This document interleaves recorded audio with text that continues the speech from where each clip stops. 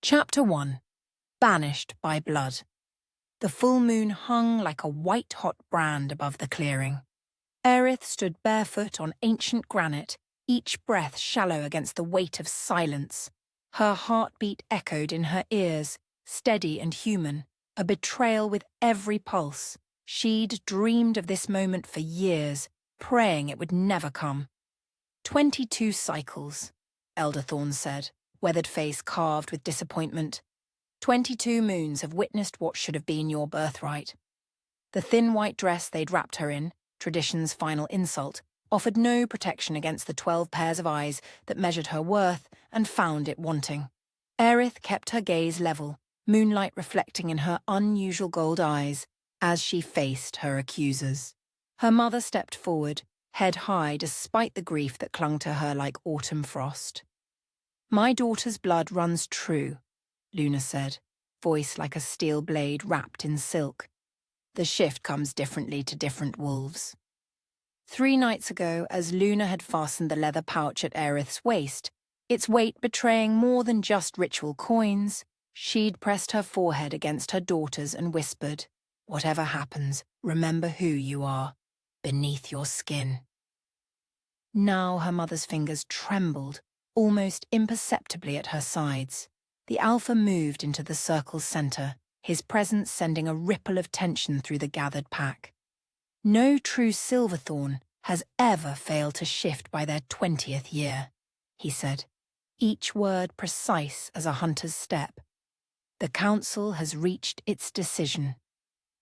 Aerith's gaze drifted beyond the elders to where familiar faces lingered in shadow. Damon stood with shoulders hunched, the boy who'd once sworn to run beside her wolf. Syrah's copper hair gleamed nearby, blood sister by choice if not by fate. Not one would meet her eyes. A branch snapped somewhere in the darkness.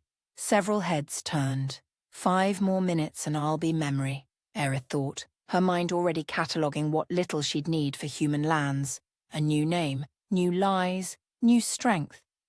"Aerith Silverthorn will be stripped of her rank and name," the Alpha continued. "She will leave our territory by sunrise." The moss beneath her feet seemed to shift. For a heartbeat, she imagined the earth might open and swallow her before this sentence could be carried out. "Approach," the Alpha commanded. She stepped forward. The ceremonial silver knife waited on the altar, its blade drinking moonlight. Her mother moved with unexpected swiftness. "I invoke the right of severance," Luna said, taking the knife. The Alpha's expression softened briefly, this small mercy granted. Something flashed in his eyes, then vanished. Luna's fingers were warm against her daughter's wrist. "Trust your blood," she whispered, breath scented with mint tea. "All of it. Knife meets flesh. Blood blooms. The world stops. Blood of my blood," Luna recites. "Return to the earth. Bond severed, oath released. Pain." The awareness of pack, that subtle hum connecting Aerith to every wolf present since birth, vanished. She gasped, suddenly hollow. "Where will I go first?" The thought surfaced through her shock, a lifeline of practicality. Not Blackridge immediately. Too obvious. The trading post at Rivermark, then east. A childhood memory surfaced, 5 years old, lost in the eastern woods during a spring hunt. Panic rising until she'd closed her eyes and simply felt the direction of home, an invisible thread pulling her back to safety. That thread was gone now. Aerith's knees struck the altar platform. She tasted iron. Around her, pack members turned away one by one, ritual complete. Only her mother remained, her shadow long across the clearing. "Take this," Luna whispered, pressing something into Aerith's palm beneath the leather pouch. The weight shifted with the unmistakable crinkle of paper. A sound from childhood messages passed in secret. "When you're alone," her mother added. Luna held her gaze one final time, then she turned and walked away, each step measured. "By sunrise," the Alpha said, voice gentler now. "Or the border guards will treat you as they would any trespasser." Trespasser. The word burned. This forest had taught her to hunt, to track, to survive. The loamy scent of its soil had perfumed her earliest memories. Now the whispering pines seemed to lean away as she passed. As Aerith rose, the sensation of being watched prickled her skin. Not the collective dismissal of the pack, but something more focused, deliberate. She glanced back to find silver eyes watching from shadows where council members wouldn't venture. 2 pairs, one cold with triumph. Lucien, the Alpha's eldest, who had argued most viciously for her exile. The other hesitant, conflicted.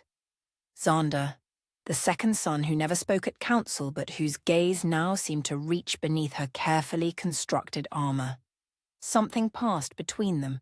Recognition, perhaps. Their eyes locked for a heartbeat before he melted back into darkness, leaving only his brother's calculating stare. The forest changed as Aerith walked.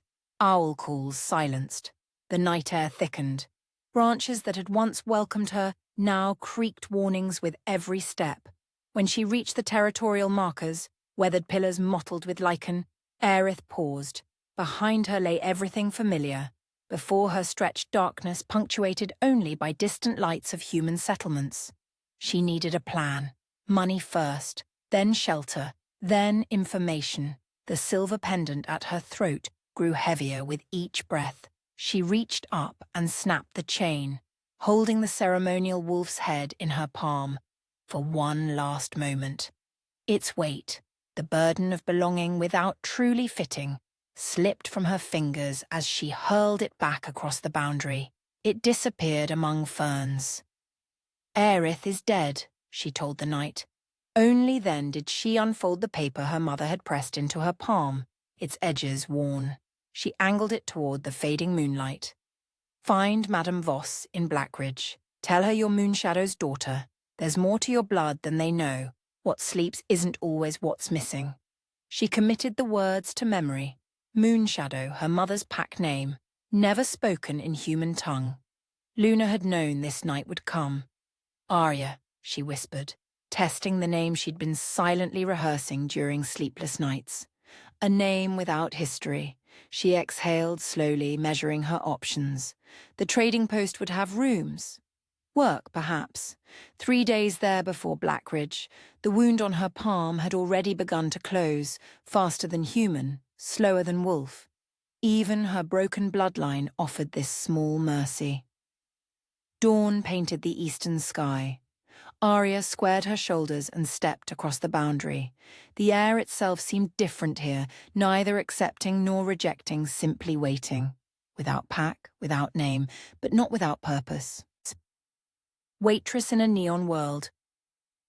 The fluorescent lights of Mac's diner cut through the 3 a.m. gloom, casting everything in a sickly blue-white glow. Arya wiped down the counter with practiced efficiency, her movements economical. 6 weeks in Atlanta had taught her the art of invisibility, eyes down, smile vacant, movements human slow. Night shifts suited her. Fewer witnesses to her careful pretense. She tucked a strand of black hair behind her ear, gaze drifting to the windows where neon reflected against rain-slicked asphalt, a world of concrete and electricity where no one expected her to shift beneath the moon. Earth to Arya! Jess snapped her fingers, strawberry blonde ponytail bouncing as she leaned across the counter. Table 4 needs refills while you're on another planet. Despite her words, genuine concern softened her expression. Sorry. Arya grabbed the coffee pot and moved between tables with practiced detachment. 6 weeks, 2 days, 14 hours since crossing the boundary. Every moment counted toward escape. You know, Jess whispered as they passed at the register. Normal people actually smile when they mean it. She mimicked Arya's practiced customer service expression. Lips curved, eyes dead. A reluctant warmth tugged at Arya's mouth. Jess's persistent friendliness remained her most confounding human encounter. The bell chimed. 3 college boys stumbled in, reeking of whiskey and entitlement. Your turn, Jess said, disappearing into the kitchen. Arya approached their booth, mentally reciting her mantra. Slow movements. Dull senses. Be unremarkable. Just coffee, the tallest one said, his pupils dilated. His friends snickered as his gaze travelled over her body. Unless you're on the menu. Her face remained neutral while something cold and watchful stirred beneath her breastbone. Coffee it is. She turned to leave, but his hand shot out, fingers circling her wrist. The contact, his pulse against her skin, sent electricity through her system. Don't be like that, he slurred. We're just being friendly. 3 heartbeats pounded in her ears. Control. Always control. Remove your hand, she said, voice soft but edged with something that made his friends straighten. His grip tightened. Or what? For one dangerous second, Arya imagined showing him exactly what. Instead, she looked directly into his eyes, letting just a fraction of her nature surface in her gaze. Now. Something primal recognized the threat. The boy released her, confusion washing over his face. Bitch, he muttered, but the challenge had left his voice. Mac appeared beside her, all 6'4" of him radiating quiet authority. His weathered face settled into a frown beneath salt and pepper hair. Problem here? He asked, folding tattooed arms across his chest. No, sir, the boy mumbled. Coffee's on the house, Mac said, but that's all you're getting. Drink it and move along. To Arya, he murmured, Take 15 after you serve them. I'll watch the floor. She nodded, gratitude a strange weight in her chest. Human kindness remained disorienting, freely given without debt or bond. Outside in the employee parking lot, Arya tilted her face toward the sky. The moon hung 3/4 full, its light diffused by city haze. Nothing like the brilliant witness to her exile. The hollow space inside her chest, where pack bonds had once hummed, ached in response. She calculated her tips, so far 47.35. 2 more weeks and she'd have enough for Blackridge. 2 more weeks of pretending to be something she wasn't. What if there are no answers there? The thought surfaced unbidden. What if Madame Voss is gone? What if this is all there is now? Serving coffee to drunks and hiding in plain sight. A metallic tang cut through her thoughts. Arya stilled. Her awareness heightened, not human. Wild. She surveyed the darkness between parked cars, the alley beyond the dumpsters. Nothing moved, yet something watched. The employee door creaked open. Break's over, Mac called. Your college boys left. Stiffed you on the tip, too. The strange presence vanished with the gust of kitchen air. Arya hesitated, eyes still searching the shadows. You okay? Mac asked, frowning. Fine, she said automatically. Just needed air. The rest of her shift passed in vigilant tension. Every door opening made her pause, listening for what didn't belong. But the presence, if it had been real, didn't return. By 5:30, the diner had emptied except for a homeless man nursing cold coffee. Jess had left an hour ago, her invitation to Neon refused once more. You're all set, Max said, counting out her tips. He hesitated, then added, My niece bartends at Neon, says it's a good place, decent security. His eyes held a knowledge of danger he couldn't possibly possess. Maybe next time, Arya said, knowing there wouldn't be one. Suit yourself. Be careful out there. She stepped into the pre-dawn chill, the parking lot empty except for Mac's pickup. Her apartment, sparse efficiency, blackout curtains, 3 solid locks, waited 8 blocks away. Atlanta felt different at this hour, suspended between night and day. Her footsteps echoed against concrete as she walked. The air changed. The wild presence returned. Hunting. Arya stopped. The footsteps behind her ceased simultaneously. She turned slowly, examining every shadow, every recess. Nothing visible, yet her body hummed with certainty. She was prey now. I know you're there, she said quietly, dropping the human pretense from her voice. What do you want? Silence, then laughter, low and knowing. Interesting, a male voice murmured from the darkness. Very interesting. If she ran now, she might reach the main avenue before whatever hunted her struck. But then what? Return to the diner? Lead this creature to the only stable place she'd found? Blackridge. Madame Voss. Answers. Her mother's final gift would die with her in this empty street. The shadows shifted. Nothing revealed itself but the sense of being stalked intensified, not by human predators but by something that recognized what hid beneath her skin. Something that shouldn't exist in Atlanta. Arya backed toward the streetlight, pulse hammering in her throat. For the first time since her exile, she found herself desperate for what she'd never had. The ability to shift, to meet threat with fang and claw rather than human vulnerability. The presence circled her, too fast, inhuman. What sleeps isn't always what's missing, her mother's note had said. As the shadows closed in, Arya realized she might never discover what those words meant. Never reach Blackridge. Never know why Luna had risked everything to slip her that final message. She squared her shoulders, eyes scanning for movement, hands curled into useless human fists. The wolf bleeding in the dark blood. Fresh. Wolfish. The scent hit Arya like a physical blow as she stepped into the diner's back lot. Her keys dropped from suddenly numb fingers clattering against asphalt. Beside her ancient Corolla lay a crumpled form, one arm outstretched toward her car's tire. Dark liquid pooled beneath him, glistening under the flickering security light.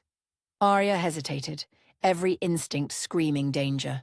The predator who'd stalked her moments ago had vanished, but this new threat or victim was all too real.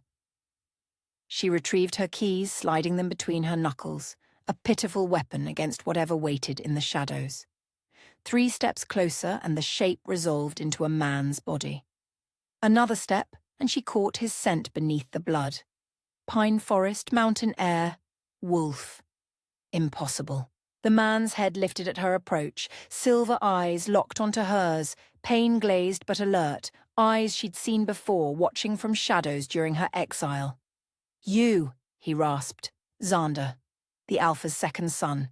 Her exile oath shattered in her mind like glass. No contact with Pack, no aid to those who cast her out.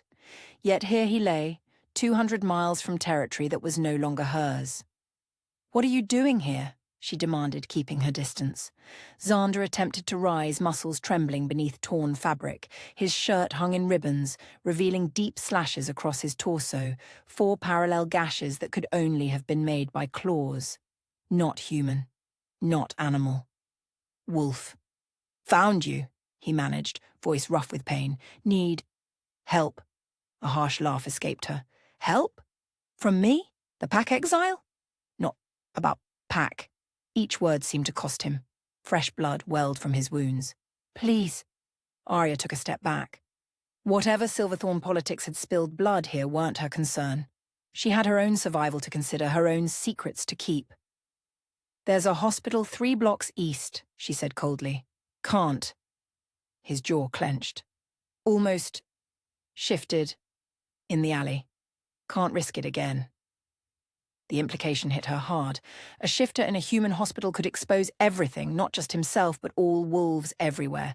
The fragile secrecy that protected their kind would shatter.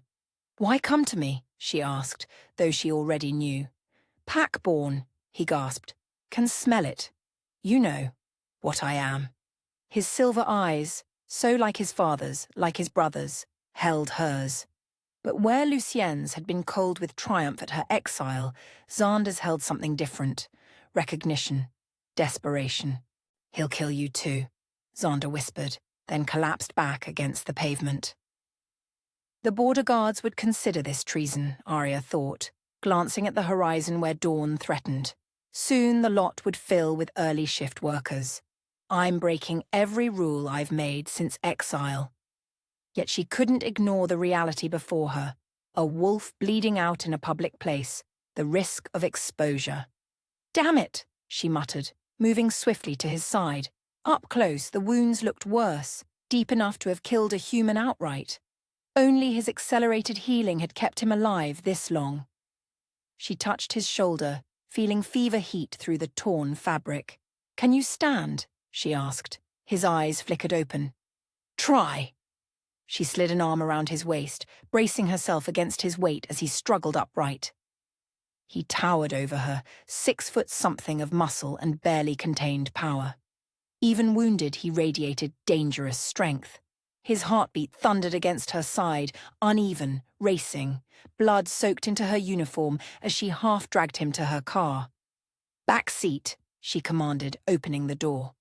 He collapsed across the worn upholstery with a sound halfway between groan and growl. The small space immediately filled with his scent, blood and wolf and something else. Something wrong. Chemical. "Who did this?" she asked, sliding into the driver's seat. No answer. In the rearview mirror, she saw his body go rigid. A tremor ran through him, his spine arching unnaturally. His skin rippled as muscles and bones shifted beneath, not the controlled change of a willing shift, but something violent and unwanted. "Control it," she hissed, panic rising. "We're exposed here." Xander's eyes met hers in the mirror, more silver than human now, glowing faintly in the dimness. His fingers dug into the upholstery, tearing fabric as his nails lengthened, sharpened. Bones in his face cracked audibly as they began to reshape. "Can't," he gasped, tendons standing out in his neck. "Poison! Poison! What could affect a wolf this way?" Arya twisted in her seat, reaching back to grasp his shoulder. Her palm burned where it touched his fevered skin. "Focus on my voice. You're Xander Silverthorn. You're in control. Your wolf answers to you, not the other way around." Words she'd heard mothers use with adolescents struggling with their first shifts. Words no one had ever needed to say to her. His eyes locked onto hers, predator eyes in a face caught between forms. She felt the battle raging within him, man against beast, control against instinct. Beneath her palm, his bones realigned, muscles unknotting as human form reasserted itself. The silver glow dimmed. Only then did she notice what she'd missed before. Beneath the blood and sweat, beneath the pine forest's scent of wolf, lay something wrong, a chemical sharpness that didn't belong, something manufactured. "What happened to you?" she whispered. His breathing slowed, steadied. "Lucien," he said, the name falling like a stone between them. "Found out about you." Arya's blood went cold. "What about me?" But Xander's eyes had rolled back, consciousness finally surrendering to his wounds. His head lolled against the seat, leaving her question hanging unanswered in the close confines of the car. She turned forward, hands gripping the steering wheel. The night's events tumbled through her mind. First the stalker in the shadows, now this. Not coincidence. Two Silverthorn wolves couldn't accidentally appear in Atlanta on the same night. Whatever was happening had a clock attached to it. The poison in Xander's blood was fighting his natural healing. Dawn approached, and somewhere in the city, Lucien was hunting them both. She started the car, mentally calculating. Her apartment was 8 blocks away. If Xander was telling the truth, it wasn't just an injured wolf she was harboring. It was evidence of a power struggle within the pack that had somehow ensnared her. What does Lucien know about me that I don't? The question burned as she pulled onto the empty street, driving toward her apartment with a predator bleeding in her back seat, and the growing certainty that the next few hours would determine whether either of them lived to see another night. Hiding the Alpha. The security light sputtered once and died, plunging the alley into shadow. A distant siren wailed somewhere in the city as Arya pulled behind her apartment building. Early workers would be stirring soon. The factory across the street started shifts at 6, giving her minutes, not hours. She checked the rearview mirror. Xander's skin had taken on an ashen pallor beneath the blood, his breathing shallow and ragged. Whatever poison coursed through his veins was winning against his natural healing. "I'm breaking every rule they set at my banishment," she thought, a cold knot forming in her stomach. Aiding a Silverthorn, they'd drag me back for execution. "Xander," she whispered, reaching back to touch his shoulder. "I need you conscious for 30 seconds. His eyes flickered open, unfocused silver in the dim light. "Where?" "My apartment. 3rd floor. I can't carry you." The slam of a car door echoed through the alley. Voices approached, early shift workers cutting through to the street. Arya's pulse jumped. Now or never. Xander nodded, gathering himself with visible effort. The movement reopened a wound on his torso, fresh blood seeping through his tattered shirt. She slid an arm around his waist as he swung his legs to the ground. His weight nearly buckled her knees as he leaned against her, his skin burning like touched metal. Left foot. Right foot, she murmured, guiding him toward the service entrance. Stay quiet. They reached the door just as shadowy figures appeared at the alley's entrance. Arya fumbled with her key, Xander's blood-slicked hand slipping against her shoulder. The lock clicked. They stumbled inside as voices grew closer. The stairwell loomed before them, 3 flights of worn steps stretching upward like a mountain. Xander faltered against the wall, a sound catching in his throat that wasn't entirely human. "Can't," he gasped, eyes squeezed shut, shifting again. An elevator dinged in the main hallway. Footsteps approached the connecting door. "Not here." She dug her nails into his side, using pain to ground him. "Fight it! Just 3 flights." Something dangerous flickered in his eyes, a reminder that even wounded, he was alpha-blooded, unaccustomed to commands. But he nodded, jaw clenched as he visibly wrestled his body back under control. The first flight nearly defeated them both. By the second, Xander moved like a sleepwalker, responding only to her whispered directions. A door opened on the landing below, the creak of hinges freezing Arya mid-step. "Morning, Mrs. Delgado," a man's voice called. "Too early to be morning," an elderly voice replied. "They keep you too late at that factory." Arya held her breath until the voices faded, then urged Xander forward. "Almost there." At the 3rd-floor landing, his legs gave out. His full weight crashed against her, pinning her to the wall. The chemical taint in his blood was stronger now, a metallic tang that burned her nostrils. His heartbeat thundered against her chest, too fast, too hard. A door opened somewhere in the hallway. 10 more steps," Arya whispered, desperation lending her strength. "Then you can let go." They staggered to her apartment door. Her blood-slicked fingers fumbled with the 3 locks, each click painfully loud in the quiet hallway. Footsteps approached from around the corner, a neighbor heading to work. The final lock gave. They stumbled inside, Xander immediately collapsing onto her futon. His massive frame seemed to consume the small space, blood soaking into the grey fabric like spilled wine. Arya locked the door with trembling hands, shame and relief warring within her. "I'm harboring the Alpha's son. Everything I've built here, gone if we're discovered." She closed the blackout curtains against the strengthening morning light. Her efficiency apartment, barely 400 square feet of refuge, suddenly felt claustrophobic, saturated with his presence. "Poison," Xander muttered, eyes closed in pain. "Silver nitrate." In his claws. She knelt beside him, carefully examining the wounds. The edges gleamed with unnatural silver, the flesh around them angry and swollen. Not just blood, something engineered to fight a wolf's healing. "How did he get silver into his claws?" she asked, already moving to gather the medical supplies she'd stolen from the hospital. Gauze, antiseptic, surgical tape. Coated them before the challenge. His voice faded as consciousness slipped. "Lucien's insurance policy." Arya filled a bowl with water and grabbed her sharpest knife. Her stolen hospital ID badge stared up at her from the counter. Another rule broken, another risk taken. She'd done what was necessary to survive in exile. Now she was risking everything for a wolf who'd watched her banishment without objection. "I should have left him there," she thought, guilt clawing at her chest. "This isn't my fight anymore."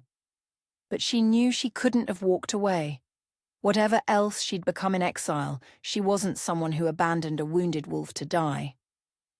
She cut away what remained of his shirt, revealing the full extent of his injuries. 4 parallel gashes ran from shoulder to hip, deep enough to show muscle in places. The wound edges sparkled with that unnatural chemical sheen. "You're lucky," she murmured, cleaning the first wound. "Any deeper and even an Alpha's son would be beyond help." A knock at the apartment next door made her freeze. Voices murmured, then footsteps passed directly outside her door. Arya held her breath until the elevator dinged down the hall. As she worked, a disturbing awareness grew. Beneath the blood and poison, Xander's scent called to something primal in her. Pine forest after rain, mountain stone warmed by sun, and something uniquely male. Heat bloomed across her skin despite the apartment's chill. Just biology, she told herself firmly, the natural response to a dominant wolf. She was pressing the final bandage into place when his hand shot up, fingers circling her wrist. His grip was steel, his eyes suddenly open, molten silver and fully alert. "Ghost wolf," he whispered, nostrils flaring as he scented her. "I thought they were myths." Arya's pulse jumped beneath his fingers. She tried to pull away, but his grip held firm. "I don't know what you're talking about." "You smell of pack, but there's something missing." His gaze travelled over her face with unsettling precision. "The wolf is there, but dormant, sleeping. How is that possible?" She wrenched her arm free, her skin tingling where he'd touched her. "I'm not discussing this with you. I didn't invite you here for conversation." "No?" A shadow of a smile crossed his face, quickly replaced by a grimace as he tried to sit up. "Then why am I here, exile?" "Because you were bleeding out in a public parking lot," she snapped. "Because you said Lucien was trying to kill you. Because you said my name." The neighbour's shower pipes rattled through the thin wall. Arya lowered her voice, hyper-aware of how sound carried in the building. Xander managed to prop himself on his elbows, muscles bunching with the effort. Even wounded, he radiated coiled power. Dangerous and distinctly not human. "Lucien discovered I've been tracking you," he said. Her breath caught. "Why?" "Because my father ordered it." The words struck like physical blows. "The Alpha banished me. Why would he care where I went?" "Because you're not what the Council thinks you are." His silver eyes held hers unwavering. "And what's that?" "Broken." The word hung between them, reopening wounds deeper than anything on Xander's body. All her life. Dismissed, pitied, finally exiled. All for being less than whole. "I've never shifted," she said, voice brittle. "I was exiled for it. That seems broken enough. Yet here you are, treating silver poisoning like you've done it before. Moving without sound, sensing danger before it strikes." His gaze was too knowing, seeing too much. "There's more wolf in you than either of us understands." Her hands trembled as she gathered the bloody gauze. The possibility he offered was too dangerous, a hope she couldn't afford after surviving on the certainty of her exile. "You still haven't explained why Lucien tried to kill you." Xander sank back against the futon, energy visibly draining from him. "My father named me his heir last moon. Lucien challenged for succession rights." "And tried to kill you during a formal challenge?" "Even for Lucien, that crossed boundaries. That violates every pack law." "My brother has always been creative with rules." Bitterness edged his voice. "The silver was insurance. If I survived the challenge, the poison would finish me where his claws failed." The elevator dinged again. Footsteps past her door, then receded. The building was waking up around them. "So, you ran. I tracked your scent. Thought you could help. Why me? I'm no one." Xander's eyes drifted closed, exhaustion claiming him. "My father believed otherwise." Arya watched his breathing deepen, his massive chest rising and falling in rhythm. The Alpha had been tracking her, had sent his second son to find her. Why? What could the most powerful werewolf in 3 territories want with an exile who couldn't shift? She moved to the window, peering through a crack in the curtains. Morning crowds streamed toward bus stops and subway entrances. Any one of them could be watching. Anyone could have seen them stumble in. And somewhere in that sea of humanity, Lucien hunted them both. "I have a shift tonight," she said, though Xander couldn't hear her. "I can't lose this job, but you can stay until you're strong enough to leave." It wasn't an alliance, just temporary shelter for a wounded wolf who happened to be her former Alpha's son. Nothing more. Yet, as she sank into the chair opposite the futon, Something unfamiliar stirred beneath her ribs, a warmth she hadn't felt since crossing the boundary into exile. Not pack sense, something more elemental. The way her skin still tingled where he'd gripped her wrist, the way her body leaned toward his without conscious thought, the way his scent made her feel both alert and languid at once, something that felt dangerously, impossibly like desire. Heat and hunger. The forest consumed her. Moonlight fractured through ancient pines as Arya ran, bare feet silent against earth and stone. Wind carried scents she'd never known, but somehow recognized deep in her marrow. Wild thyme, deer musk, the metallic tang of mountain springs. Something pursued. Not predator hunting prey, but something darker, more primal. Let him catch you. The thought wasn't her own, yet it resonated through her body. She faltered. Heat radiated at her back, the scent of pine and mountain stone overwhelming her senses. Strong hands seized her waist, spinning her against a broad chest. Silver eyes blazed down, feral and hungry. The forest blurred as he lowered his head, breath hot against her throat. "Mine," he growled. Arya jolted awake, sweat slicked and disoriented. A church bell tolled midnight somewhere in the distance, its resonance mingling with the thrum of bass, seeping through her thin walls.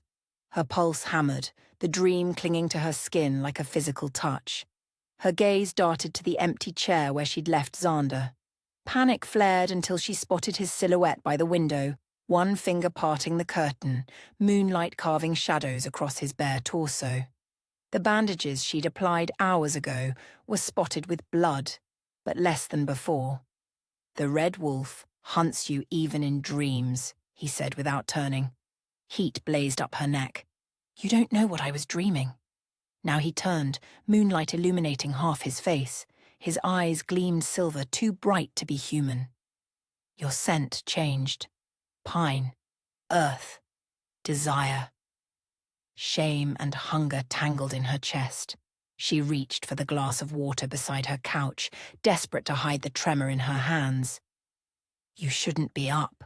Your heart is still racing," he observed, moving closer with predatory grace despite his injuries. "Was it fear that woke you? Or something else?" The elevator down the hall pinged. Footsteps approached, accompanied by the jingle of maintenance keys. Xander's body tensed, head tilting. In one fluid motion, he pressed against the wall beside her door, out of sight from the peephole. "Arya," a female voice slightly slurred. "I know you're awake. I heard you moving around." Jessica from 3B. Again, guilt pricked at Arya's conscience. 3 months in this building, and she'd rebuffed every friendly overture, just like at the compound. Always the outsider. "Not tonight, Jess," her voice emerged rougher than intended. "Early shift tomorrow." A beat of silence. "I saw blood in the hallway earlier. Are you okay?" Arya's eyes snapped to Xander's. His jaw tightened. "Just spilled wine," she lied, moving closer to the door. "Nothing to worry about." "Wine doesn't smell like copper," Jessica's voice lowered. "Listen, if you're in trouble." "My brother's a cop. Just say the word." Arya's chest constricted. When she'd left the mountains, she'd sworn an oath. Never reveal the pack, never endanger humans with wolf business. Now danger had followed her, trailing blood across human territory. "I'm fine," she insisted. "Really." "The maintenance guy's checking every apartment," Jessica persisted. "Something about a disturbance report. He'll be here any minute." Panic surged through Arya's veins. A human with keys could walk in, discover an injured shifter, expose everything. "Thanks for the heads up," she managed. "I'll be ready." Footsteps retreated, but the threat remained. Arya turned to find Xander watching her, silver eyes calculating. "Pack law is clear," he said quietly. "No humans witness the change." The words hung between them, heavy with implication. If discovered, Xander would kill to protect their secret. The thought should have horrified her. Instead, her pulse quickened with something darker than fear. "We need to move you." She grabbed her backpack, mind racing. "There's a service exit down the—" His hand closed around her wrist, stopping her frantic movements. "The poison's still in my system. If I shift again to escape, I might not shift back." The raw vulnerability in his admission stripped away the dangerous predator facade. For a moment, she glimpsed the man beneath the wolf, the weight of responsibility, the burden of strength. "Then, we hide you in plain sight." Decision made, she pulled her worn bathrobe from a hook. "Take off those bandages." His eyebrow arched, a flicker of heat replacing the wariness in his gaze. "Unusual treatment method." "Just do it." Heavy footsteps approached down the hallway. A man's voice called out to someone mentioning blood trail and security concerns. Xander peeled away the bandages, revealing the angry gashes across his torso, still severe, but noticeably improved from hours before. Silver residue gleamed along the edges, preventing complete healing.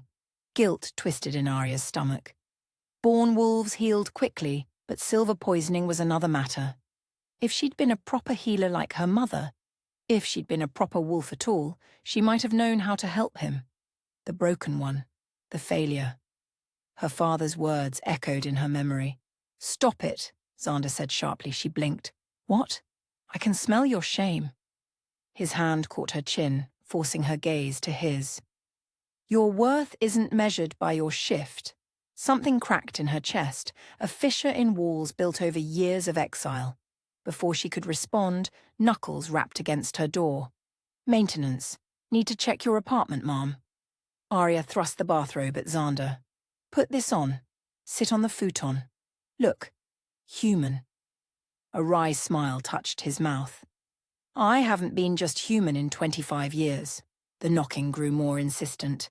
Arya took a steadying breath, then opened the door a crack, keeping the security chain engaged. An older man in grey coveralls stood in the hallway, keyring in hand. "Sorry to disturb you, miss. We've had reports of a disturbance. Need to check all units." "It's after midnight," she protested. "Building policy." His gaze sharpened. "Unless there's a reason you don't want me coming in." Behind her, she heard Xander shift position. The maintenance man's eyes flickered past her shoulder, narrowing slightly. "My boyfriend's visiting," she said, forcing a smile. "We were busy." The man's expression cleared, embarrassment replacing suspicion. "Ah, well, still need to check for the blood that was reported." "Blood?" She feigned confusion. "I haven't seen any blood." He hesitated, then sighed. "Look, miss, I got 4 more apartments to check. You gonna let me do my job, or do I need to call the building manager?" Arya unlatched the chain, heartbeat thundering in her ears as she pulled the door wider. The maintenance man stepped inside, gaze immediately landing on Xander. He sat on the futon, bathrobe draped casually across his shoulders, leaving his chest partially exposed. In the dim light, the wounds might pass for shadows, or something else entirely. "Sorry about the interruption," Xander said, voice pitched low and intimate, his arm extended toward Arya, invitation clear in the gesture. Heat flooded her cheeks as she crossed to him, allowing his arm to circle her waist. His skin burned against hers, fever hot from fighting the poison. The maintenance man cleared his throat, eyes averted as he made a perfunctory circuit of the small studio. "Everything seems in order, no sign of disturbance." "Unless you count the neighbor's music," Arya said, trying to ignore the way Xander's thumb traced small circles against her hip. "Right." The man nodded, already retreating toward the door. "Sorry to interrupt your evening." The door closed behind him. Arya exhaled, shoulders sagging with relief, until she realized Xander's arm remained firmly around her waist, his heat seeping through her thin sleep shirt. "Boyfriend?" Amusement colored his voice. She pulled away, needing distance from the intoxicating scent of him, pine and stone and something uniquely male. It was the first excuse I thought of. Not entirely an excuse. His gaze tracked her movement, predatory despite his wounds. "Your body responds to mine, as it should." "Biology, not choice," she snapped, though heat pooled low in her belly at his words. "Alpha blood calls to any wolf, even a broken one." "You're not broken." He rose, moving toward her with that fluid grace that made her breath catch. Just dormant. She retreated until her back met the refrigerator door. Don't. Don't what? One hand braced against the metal beside her head, not trapping her but definitely crowding her space. Don't tell you what we both know, that your wolf is there, waiting. I was tested, she said, memories sharp as blades. Examined by the pack healer, by my own mother. Your mother. Something flickered in his expression. Did she ever tell you why she named you Arya? The question caught her off guard. What does that have to do with anything? In the old language, it means silver wolf. His free hand rose, fingers hovering near her cheek without touching. Prophecy, perhaps. Or cruel irony, she countered, trying to ignore how her skin seemed to reach for his fingertips. The silver wolf who can't shift. Can't? His voice dropped lower. Or won't. Outside, the church bells tolled the quarter hour, the sound somehow emphasizing the sudden silence between them. His scent enveloped her, exactly as in her dream, pine forest after rain. What do you want from me? She whispered. What I've always wanted. His hand finally made contact, brushing a strand of hair from her face. What was mine from the beginning? The possessive claim should have angered her. Instead, it sent heat spiraling through her body, settling low in her belly. I don't belong to anyone. No? His thumb traced the curve of her bottom lip. Then why does your body call to mine? Why do you dream of running beside me? Denial rose to her lips, but died unspoken as his head lowered slowly, giving her every chance to escape. Arya knew she should push him away, maintain the fragile boundaries between them. Instead, she tilted her face upward. His mouth hovered just above hers, breath warm against her lips. Tell me to stop, he whispered. The refrigerator hummed against her back. Somewhere down the hall, a door closed. The maintenance man's keys jingled, growing fainter. Arya's hands rose to Xander's chest, fingertips tracing the edges of his wounds. Silver residue gleamed under her touch, and she felt, rather than heard, his sharp intake of breath. You're still poisoned, she murmured, reality intruding. A tremor ran through him. Pain, not passion. His forehead dropped to rest against hers, muscles tense with the effort of remaining upright. The silver fights the wolf, he managed, voice strained.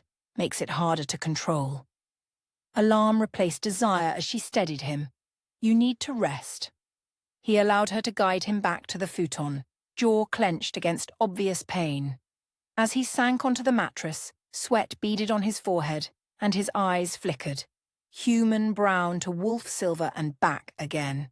It's trying to force a shift, he said through gritted teeth. Fight it, she urged, reaching for clean bandages. You're too weak for a full change. Working quickly, she cleaned the wounds, wiping away silver residue where she could.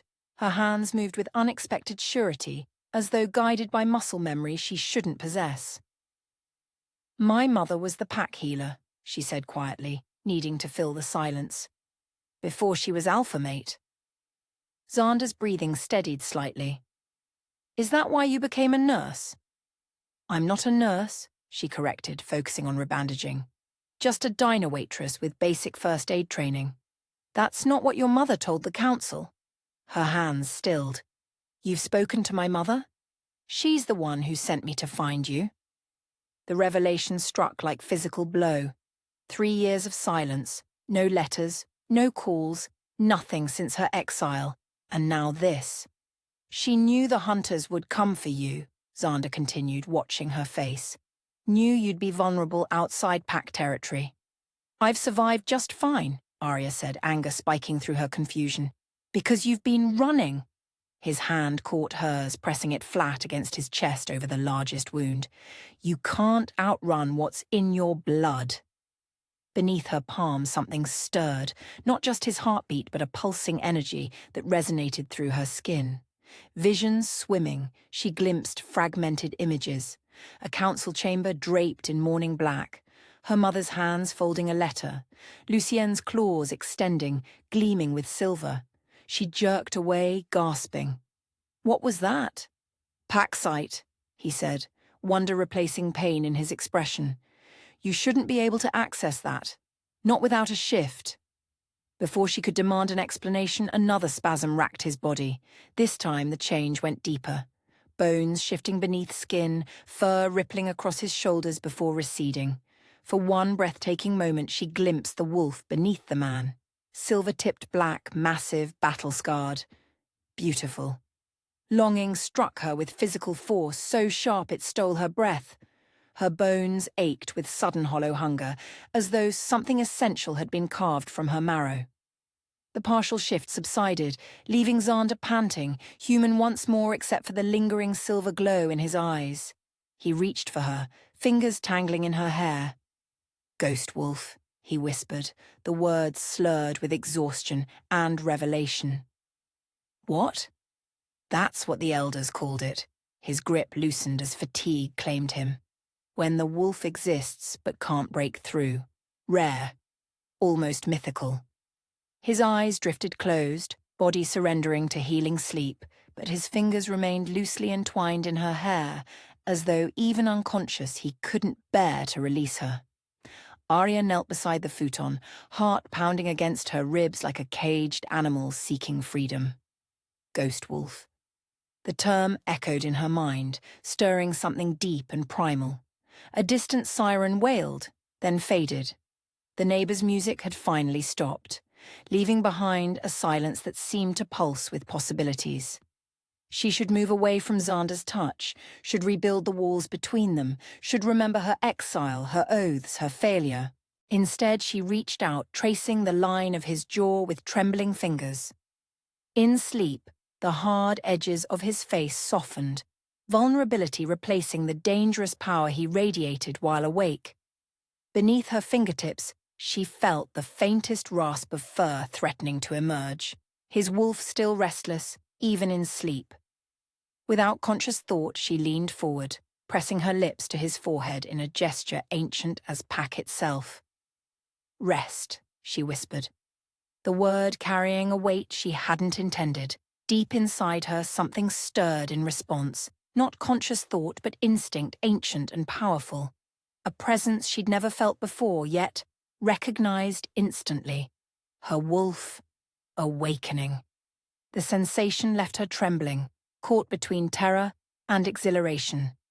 All her life she'd believed herself broken, incomplete. The packless wolf, the shiftless daughter. Now, with Silver still poisoning his blood and hunters closing in, an alpha had called her wolf from shadow. Ghost wolf. Not absent, but hidden. Not broken, but waiting. Dawn would bring decisions. Dawn would demand choices about hunters and healing, about pack law and human safety. But tonight, in the silences between heartbeats, Arya allowed herself to imagine running free beneath the moon, silver eyes gleaming at her side. Secrets and scars. Morning light filtered through thin curtains, painting gold across Arya's bare shoulders. She stood before the small bathroom mirror, examining the stranger reflected there. Same features, sharp cheekbones, storm-grey eyes, unruly hair, but something had shifted beneath the surface, like tectonic plates realigning after years of pressure. Ghost wolf, Xander had called it. Her fingertips traced her collarbone, following the path his gaze had carved last night. No physical mark remained, yet she felt branded nonetheless. The shower's steam had long dissipated, leaving her skin cool and prickling with awareness. Outside, the city awakened, car horns, distant sirens, life continuing in blissful ignorance of hunters and silver-poisoned wolves. Her shift at the diner had started 30 minutes ago. She hadn't called, hadn't even thought to. 3 years building a human life, and she'd risked it all with one night's decision. "Your thoughts are loud enough to wake the dead," she startled. Xander leaned against the bathroom doorframe, watching her with unsettling intensity. The bandages across his torso were clean. She'd changed them at dawn when fever gripped him, but shadows lingered beneath his eyes. "You should be resting." She reached for her shirt, suddenly conscious of standing before him in only jeans and a thin camisole. Hard to rest when your anxiety fills the room. He moved with careful precision, favoring his right side. His fingers caught her wrist as she tried to slip past him. "Tell me." The gentle command resonated through her body. Not alpha dominance, but something deeper. Concern wrapped in authority. "I missed my shift," she said, the mundane worry easier to voice than the rest. "My boss has been looking for a reason to fire me." "That's not what's troubling you." Her laugh held no humor. "No? Just hiding a wounded werewolf in my apartment while Silver still poisoning his blood. Just harboring the son of the most powerful alpha in 3 territories. Just feeling my non-existent wolf stir for the first time in 24 years. His thumb traced circles against her pulse point. Your wolf was never non-existent, just waiting. For what? His eyes held hers. For me. The simple declaration hung between them, profound in its certainty. Heat bloomed across her skin, answering a call she'd never understood until now. "Your father," she said, desperate to shift focus from the intensity building between them. "You said he didn't send you to bring me back." Xander released her wrist, allowing her retreat. "My father believed in evolution, not revolution. That wolves could adapt to modern times without sacrificing our nature." His expression darkened. Lucien disagrees. Lucien believes might makes right. The memory of his brutal enforcement still haunted her dreams. Wolves who questioned authority disappearing into the deep woods, returning broken if they returned at all. "My brother sees only strength in dominance." Xander moved to the window, scanning the street below with predatory vigilance. "My father saw strength in compassion." Past tense, she noted. "Is he dead?" "Officially, no." Bitterness edged his words. "Unofficially, he hasn't been seen since the blood moon ceremony 3 months ago." The implications settled like stone in her stomach. "When Lucien took control," Xander's shoulders tensed. "My father named me his successor. Lucien disagreed with his choice." "So you ran," she said, pieces clicking into place, "like I did." "I didn't run." He turned, eyes flashing silver. "I'm gathering allies." Understanding dawned, cold and sharp. "Including the broken wolf, the packless exile?" "Including the daughter of the most respected healer in 3 territories. The wolf whose bloodline traces back to the first silver pelts." His gaze softened. "The woman whose scent has haunted me since she came of age." Heat rushed to her face. "Don't." "Don't what?" "Speak truth." He moved closer, each step deliberate. "Your mother didn't send me to protect you from hunters. She sent me to protect you from Lucien." "Why would Lucien care about me? I'm nothing to the pack." "You're everything to the prophecy." The words struck like physical blows. Prophecy. The whispers she'd overheard as a child, hushed when she entered rooms. The way elders watched her with wary hope until her 13th birthday passed without a shift. "There is no prophecy," she said flatly. "Just superstition and disappointment." "Then why did they exile you instead of killing you?"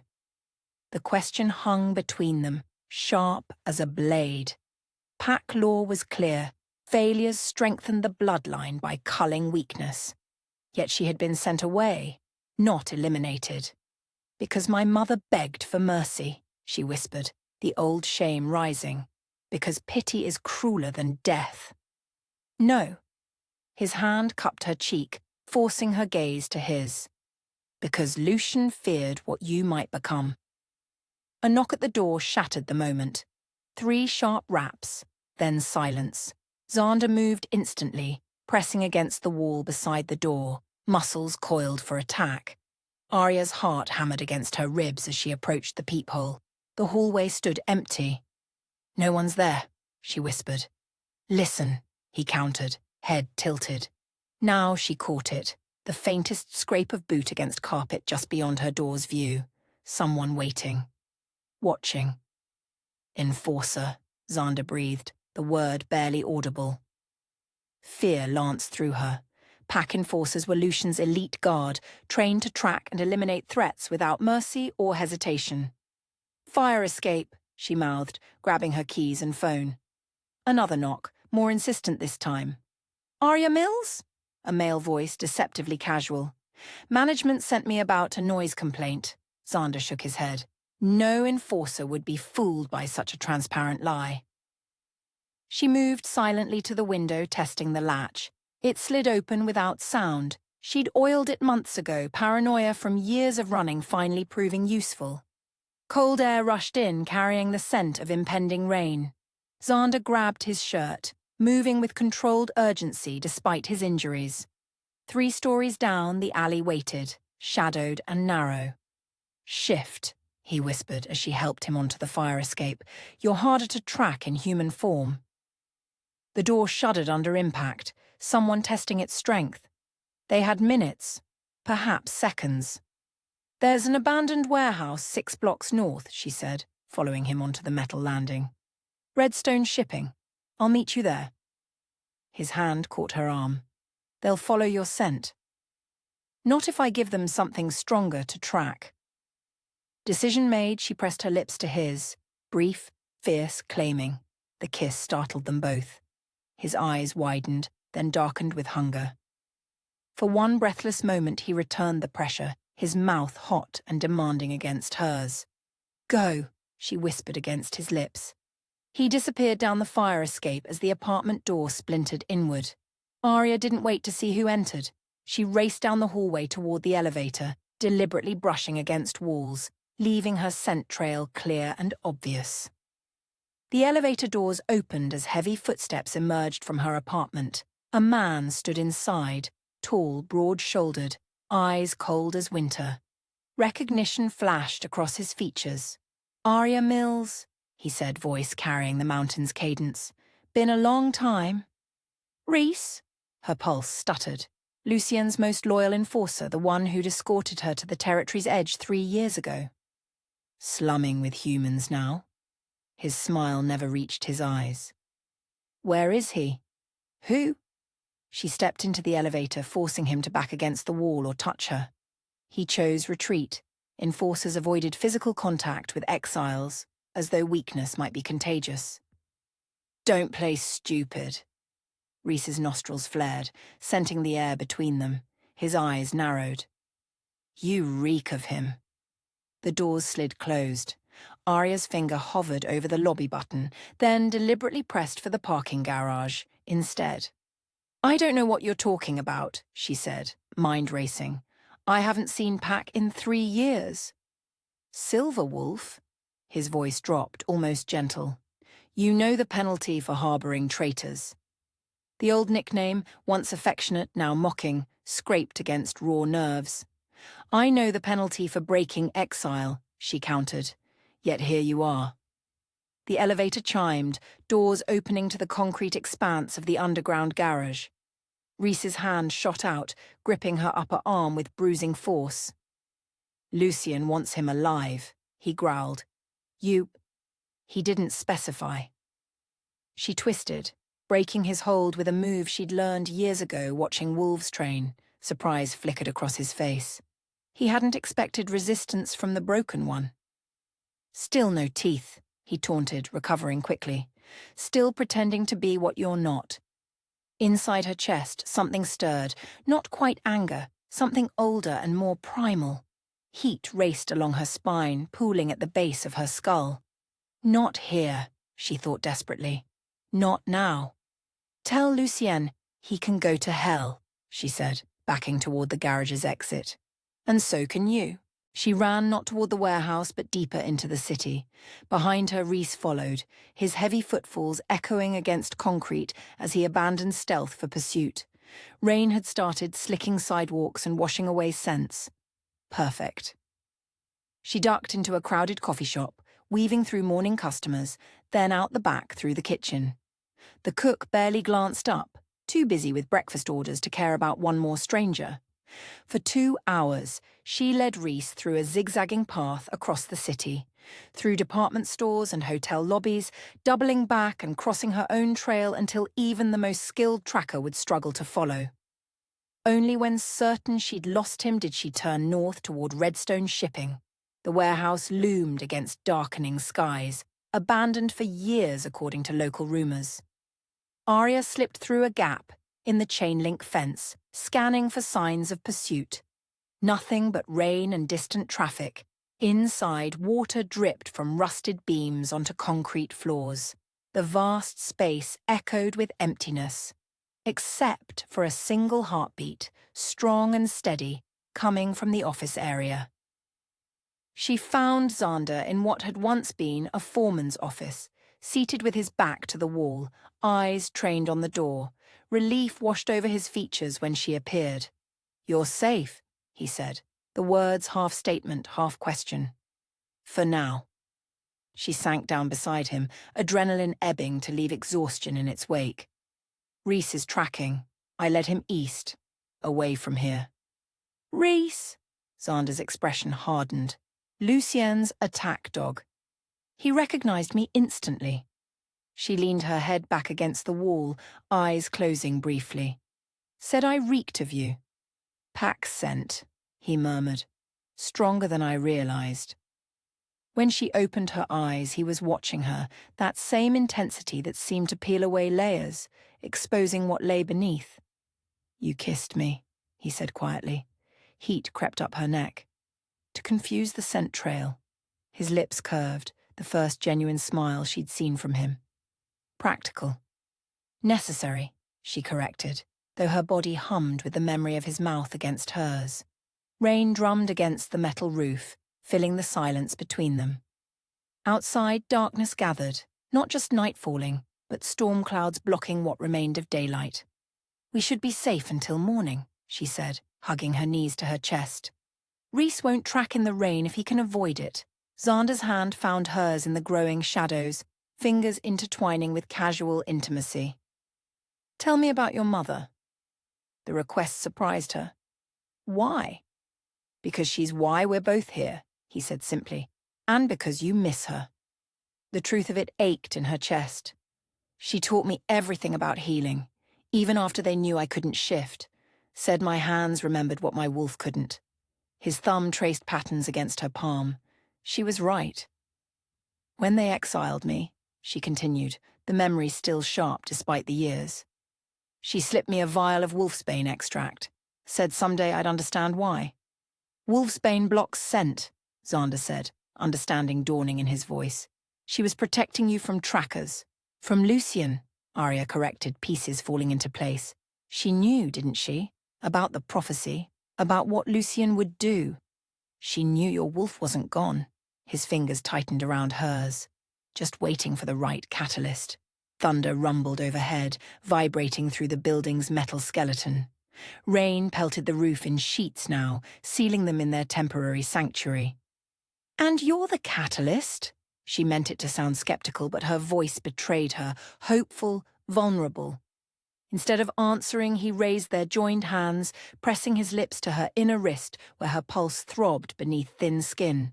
The simple contact sent electricity racing up her arm, pooling low in her belly. "Your body knows," he murmured against her skin, "even if your mind resists." She should pull away, should maintain distance, should remember all the reasons this connection was dangerous. Instead, she turned her face to his, drawn by forces older than reason. This kiss was different from the desperate claim at her apartment. Slower, deeper. His hand cradled the back of her neck, drawing her closer as his mouth moved over hers with deliberate heat. Something awakened inside her, that same stirring she'd felt facing Rhys, but stronger now, more insistent. Warmth cascaded down her spine, coiling at the base of her skull. Her fingernails lengthened, sharpening against his skin where she gripped his shoulders. Xander broke the kiss, eyes gleaming silver in the darkness. "Feel it," he whispered, reverent. "Your wolf rising." Terror and exhilaration tangled in her chest. She stared at her hands, still human, but the fingertips had darkened, hardened into something not quite claws. "This isn't possible," she breathed. "Ghost wolf," he reminded her, voice rough with wonder and desire. "Not gone, hidden." Rain continued its relentless drumming, nature's percussion matching the thunder of her heart.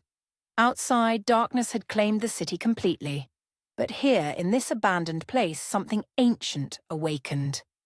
Xander pulled her against his chest, arranging their bodies so she nestled between his legs, her back to his front. His arms encircled her, both protective and possessive. "Rest," he murmured against her hair. "We're safe for now." The heat of him seeped through her clothes, chasing away the warehouse's chill. His heartbeat steadied hers, a rhythm as old as Pack itself.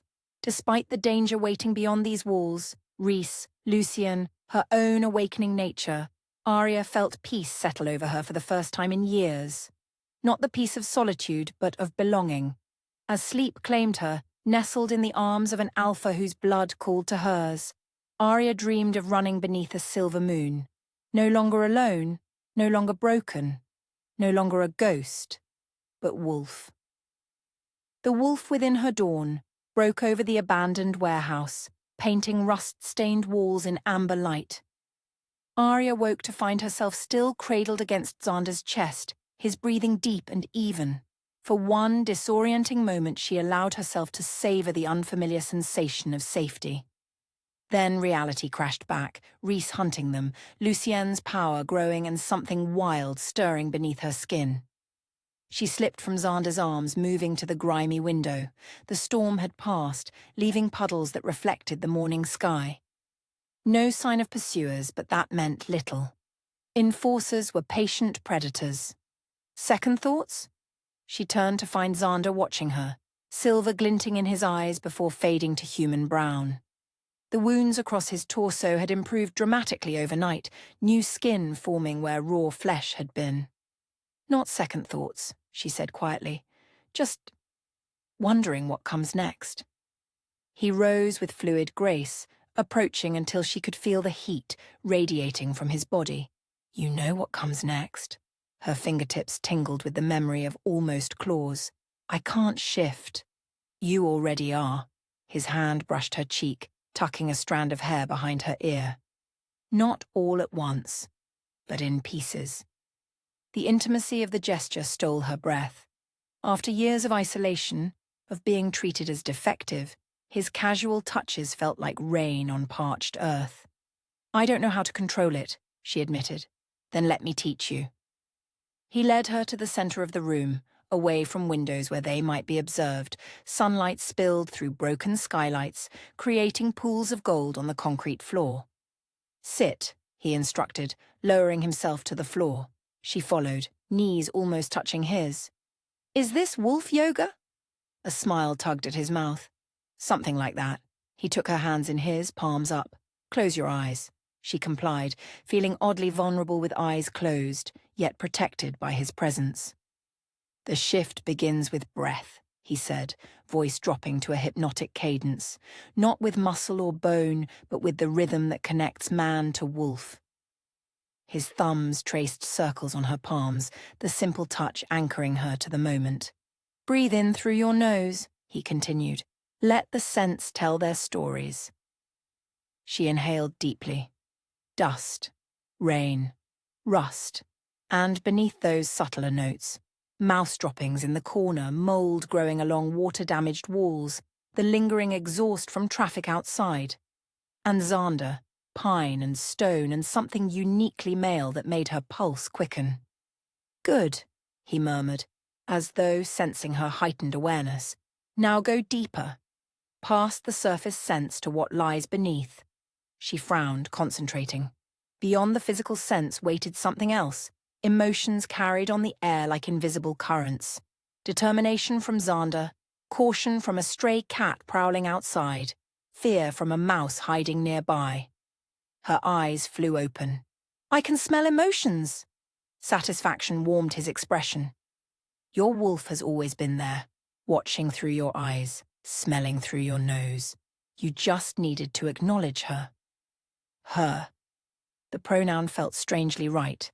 "Every wolf has its own identity," he explained. "Not separate from you, but not entirely you either.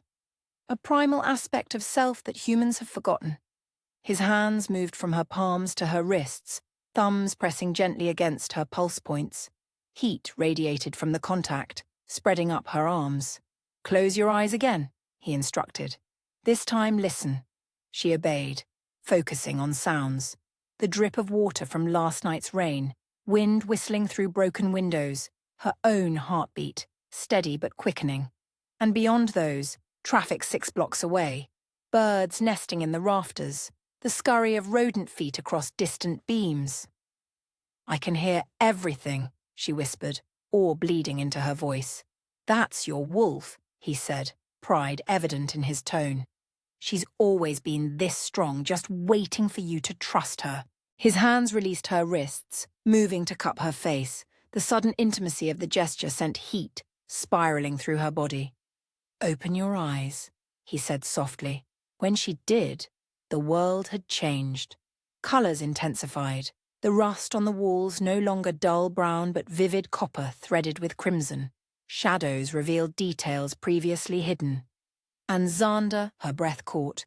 Silver light pulsed beneath his skin, outlining the wolf that shared his soul, beautiful, dangerous, hers. The thought came unbidden, possessive and primal. What do you see? He asked, watching her intently. Everything, she breathed. I see. You. Both of you. Understanding dawned in his expression. Wolf sight. You're further along than I thought.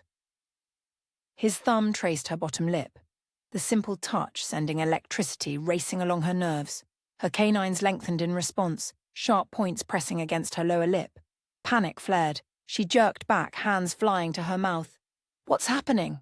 Your wolf responds to desire, he said calmly, making no move to follow her retreat. To hunger. I can't control it.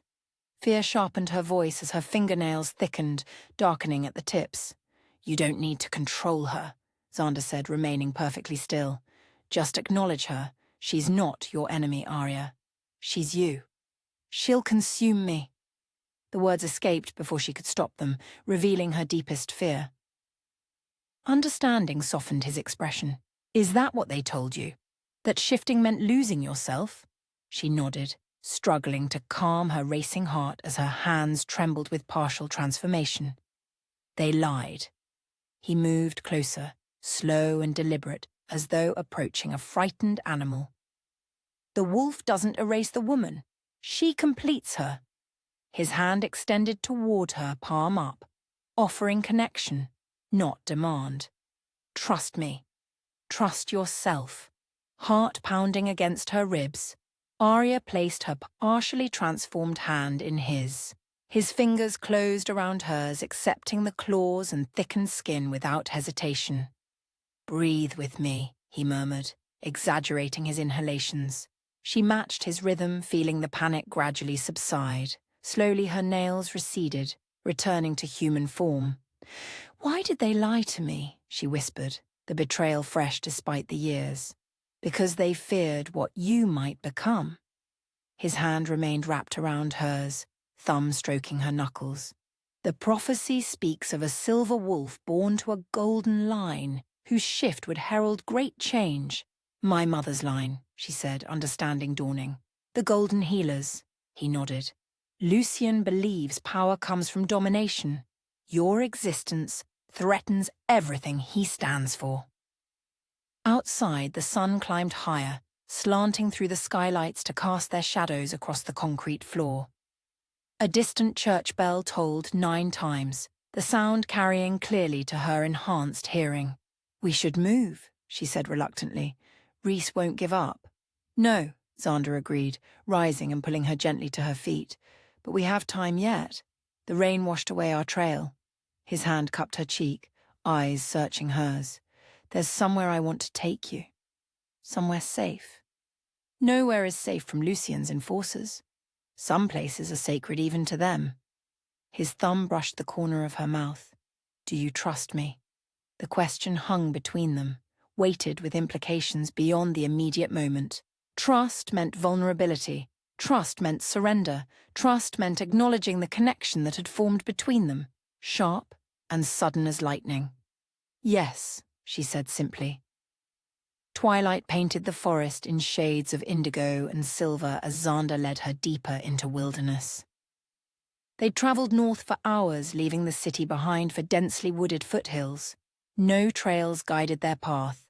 only Xander's instinct and Arya's newly awakened senses.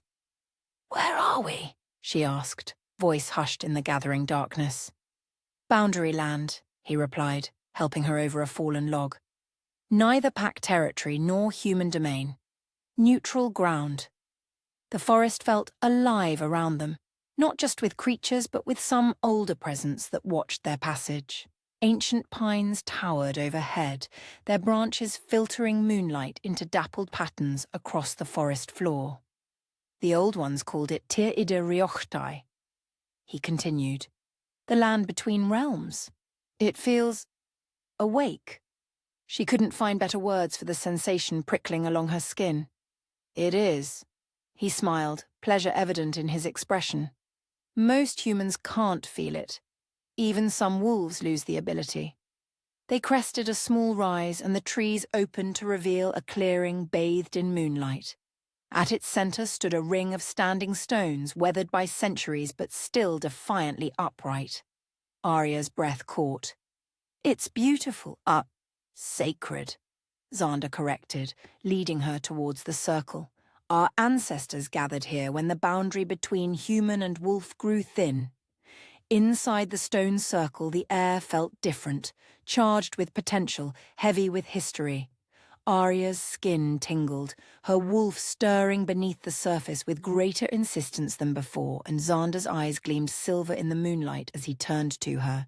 "No enforcer will violate this ground. We're safe here." "Safe?" she echoed, testing the unfamiliar concept. His hands found her waist, drawing her closer until their bodies aligned. His solid strength against her softer curves. "Let me show you who you really are." Before she could respond, his mouth claimed hers. This kiss held nothing of restraint. It was hunger and heat and homecoming, all at once. His hands slid beneath her shirt, palms blazing against her skin as they traced the curve of her spine. Her body responded instantly, arching into his touch as though starved for it, which, she realized distantly, it had been. Years of isolation, of denying her nature, had left her parched for connection. He walked her backward until her shoulders met the largest standing stone, cool granite pressed against her back, while his heat seared her front, the contrast heightening every sensation. "I've dreamed of you," he murmured against her throat, lips tracing the racing pulse beneath her skin. "Even before I knew your face." "Xander," she gasped as his teeth grazed her collarbone, sharp enough to thrill but gentle enough to worship. Moonlight spilled over them, full and bright as it reached its zenith. Her skin seemed to drink it in, cells awakening to its ancient call. The boundary between her body and the night air grew permeable, as though she might dissolve into silver light. His hands guided her to the ground, laying her upon his discarded jacket. Looming above her, silhouetted against the moon, he looked more wolf than man, power barely contained within human form. "I want to see you," he said, voice rough with desire. "All of you."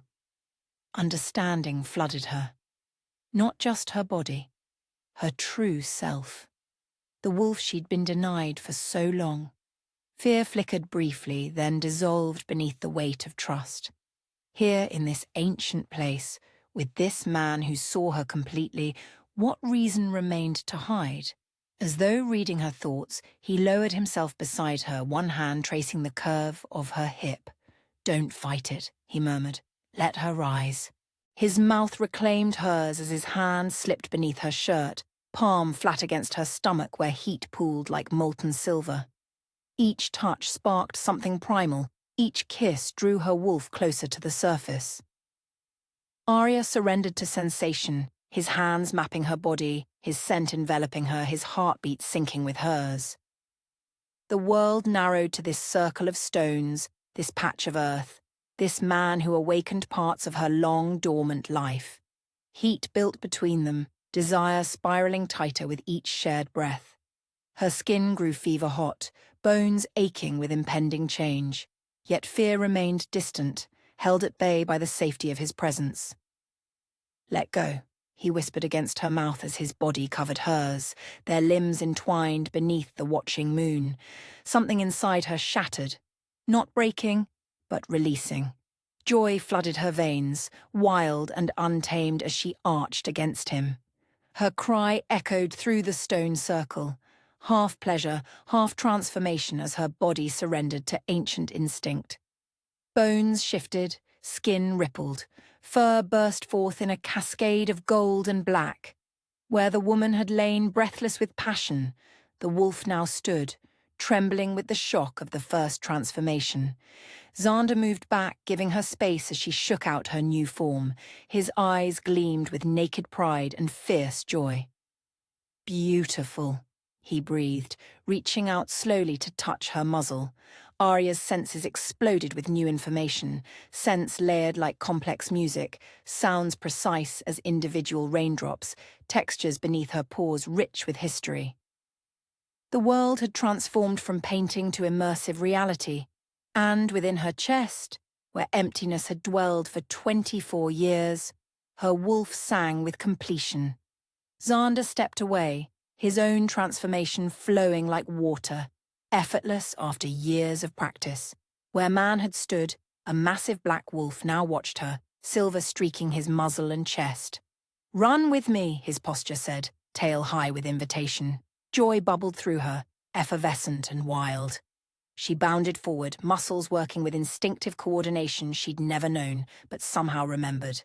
Together they raced through moonlit forest, paws silent on pine-needled earth. She followed his lead at first, then found her own path, darting through underbrush, leaping fallen logs, reveling in the strength and speed of her wolf body. Scents told stories humans could never read, deer that had passed hours before, fox marking territory, the mineral tang of underground springs. Sounds painted landscapes beyond sight, owl wings beating a quarter-mile away, mice hearts pattering beneath rotting logs, wind weaving through distant valleys. This was freedom. This was truth. This was the self she'd been denied for so long. They crested a ridge overlooking a silver-streaked valley. Xander threw back his head, voice rising in song that was both mourning and celebration. The howl resonated through her bones, calling forth an answering cry from her own throat. For the first time in her life, Arya's voice joined the ancient chorus of wolf song. Her howl twisted skyward, tentative at first, then gaining strength as she released years of silence into the waiting night.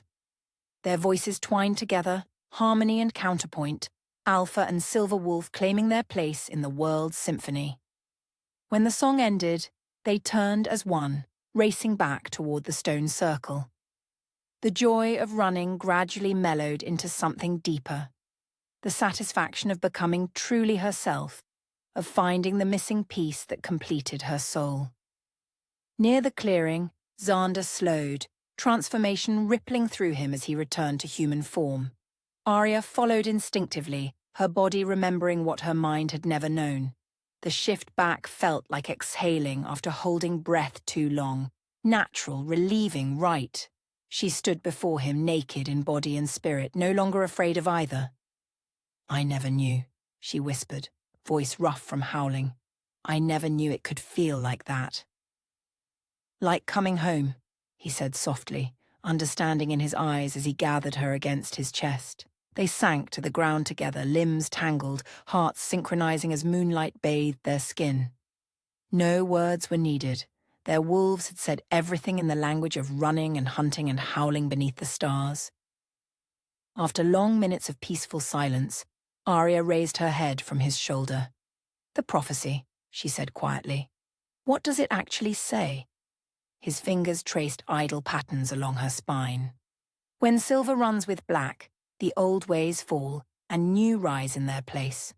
Blood calls to blood, and what was broken shall be made whole. And Lucien fears this? Lucien fears anything he can't control." Xander's arms tightened around her. "The old ways serve him. Domination, hierarchy, strength above all else." Understanding dawned. But new ways might value healing over hurting, might honor choice over command. His lips brushed her forehead. might recognize that true strength comes from unity, not fear. Decision crystallized within her, sharp and clear as the night air around them. She rose to her elbows, looking down into his face, the face of a man who had given her back herself. "Then we give him something real to fear," she said, newfound power steadying her voice. "We take back what's yours. What's ours?" His smile held the promise of battle and victory. "Together." "Indeed," she agreed, sealing the vow with a kiss that tasted of wilderness and belonging. Above them, the moon witnessed their pledge, silver wolf and black, united against the storm to come. Claiming the bond, dawn painted the ancient stones in gold and amber. Arya woke to find herself nestled against Xander's chest, their bodies entwined on the forest floor within the sacred circle.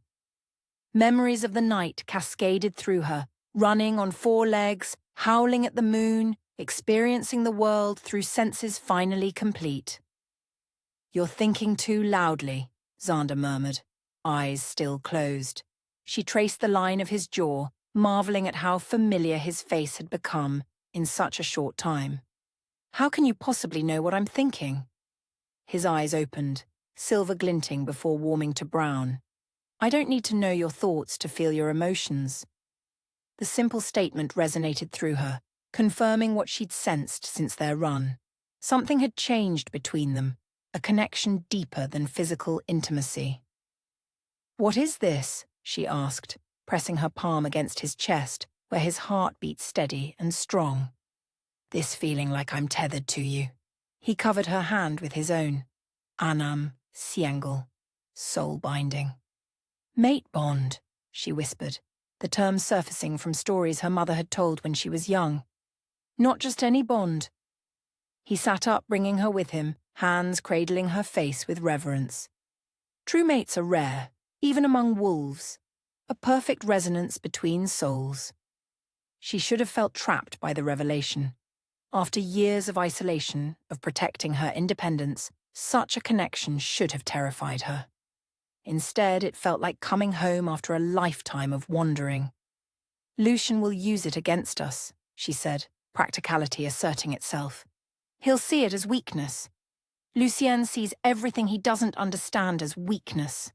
Xander's thumb traced her lower lip. "That's why he'll fall." Morning bird song filled the peaceful silence between them. For this moment, in this sacred space, the world beyond the stone circle seemed distant and unimportant. But reality waited, patient as a predator. "We need allies," she said finally, reluctance coloring her voice. "Yes, I might know someone." She rose, gathering scattered clothing with newfound grace. Her body moved differently now, more fluid, more certain, wolf and woman in harmony at last. "Someone who never believed I was broken."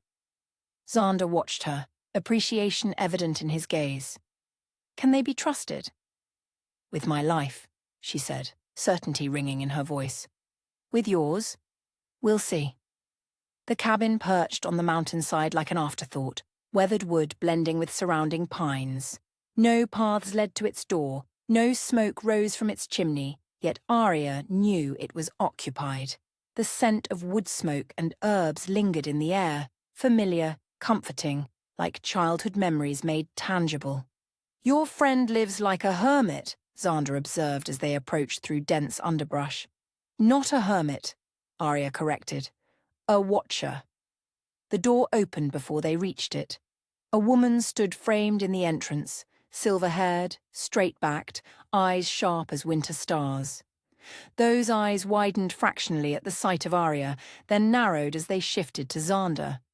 "So," the woman said, voice dry as autumn leaves, "the silver wolf returns, with an alpha, no less." "Hello, Drina." Arya stopped at the edge of the small clearing, maintaining respectful distance. "Don't hello Drina me, girl." The older woman descended 3 rough-hewn steps, moving with the fluid grace of a predator despite her apparent age. 3 years of silence and you arrive with the deposed prince at your heels. Xander stiffened beside her. "You know who I am." "I know what you are," Drina corrected, circling them with evaluating eyes. Son of Alexandru, brother of the usurper, rightful heir. Her gaze shifted to Arya. And apparently mate to my grandniece. Surprise rippled through Arya. You can tell? A sharp laugh escaped the older woman. Child, the bond between you shimmers like heat waves. Any wolf with eyes to see would know it. She stopped circling, arms folded across her chest. The question is, why are you here? We need your help, Arya said simply. Of course you do. Drina sighed, resignation replacing wariness. No one climbs to this god-forsaken perch for pleasant conversation. She jerked her head toward the cabin.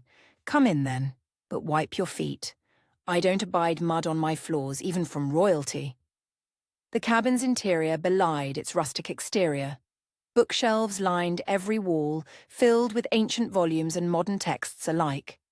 Herbs hung in careful bundles from ceiling beams, their scents mingling into a complex tapestry that tickled Arya's enhanced senses.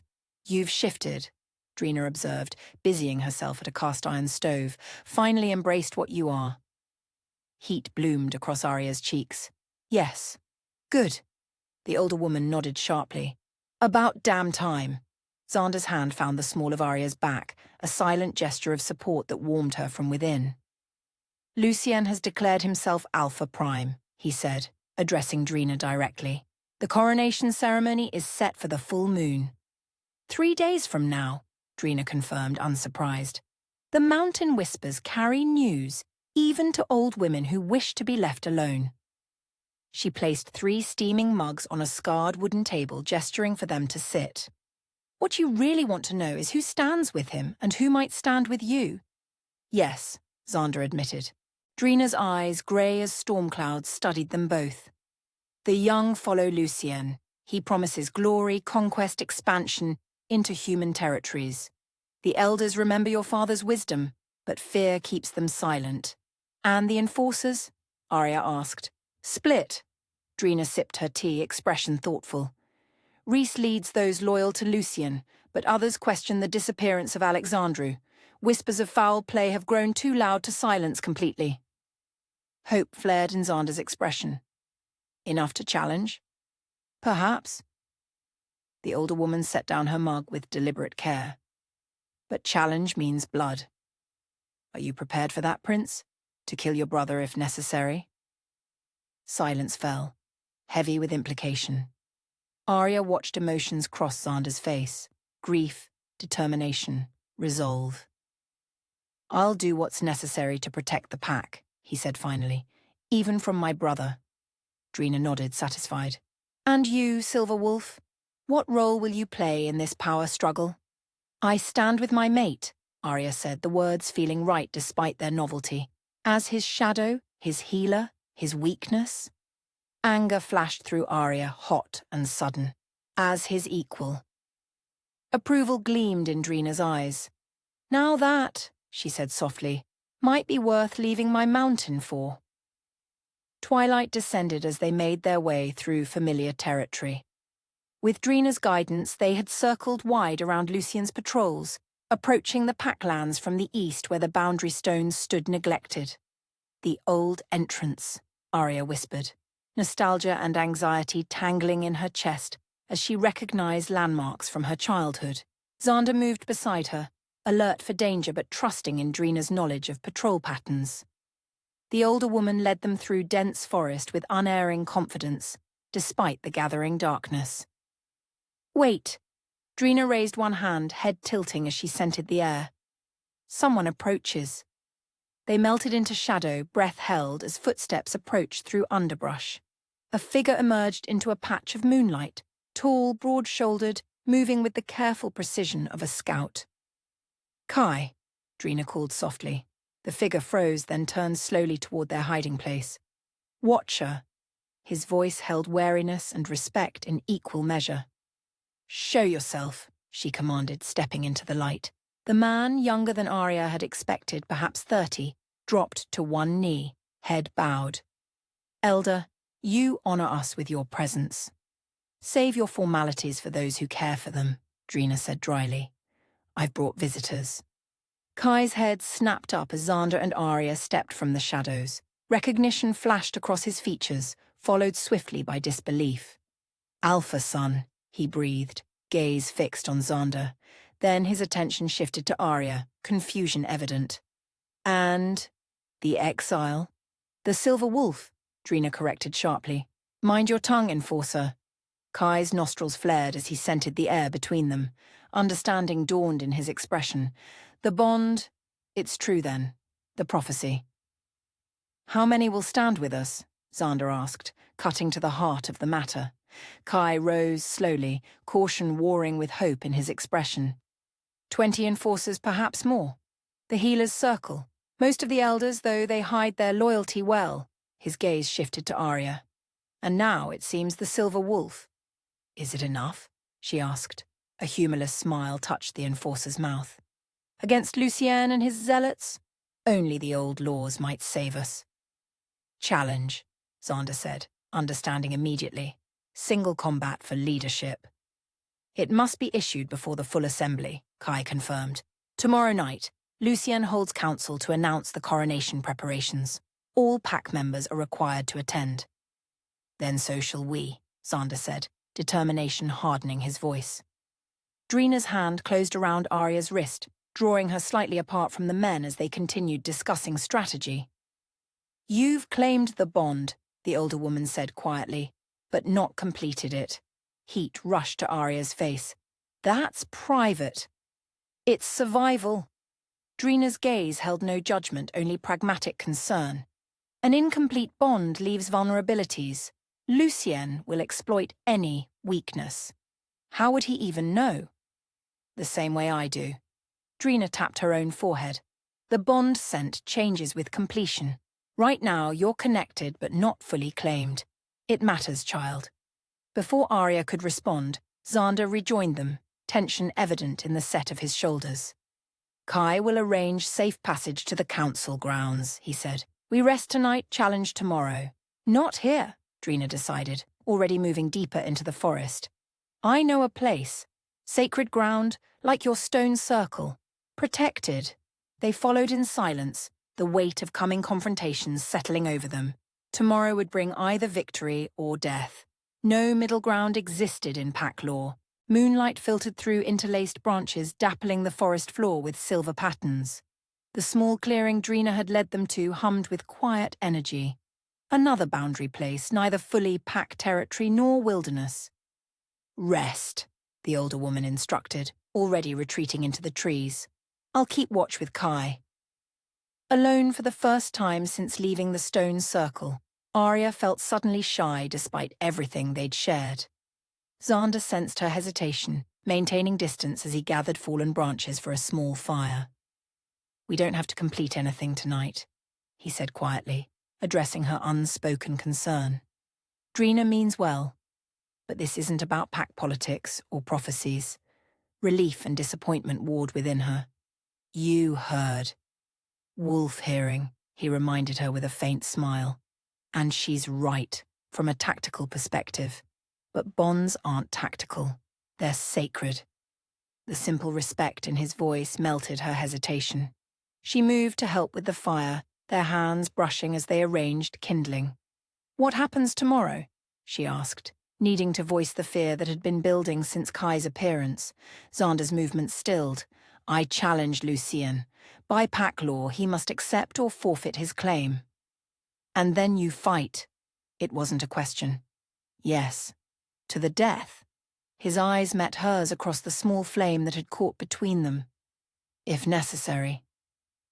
The reality of it, that tomorrow she might lose him just as she'd found herself, settled like stone in her stomach. "He'll use silver," she said, remembering the wounds she'd treated days ago that now felt like another lifetime. "Probably." Xander's voice remained steady, though she sensed the concern beneath his calm exterior. "Lucien never fought fair, even as a child." She reached across the growing fire, taking his hand in hers. "Then neither will we." His eyebrow arched. "Meaning?" "Meaning I didn't find my wolf just to watch her mate die in some outdated ritual combat." Determination hardened her voice. "We fight smart, We fight as one. The challenge must be one-on-one, he reminded her. The challenge, yes, but the bond...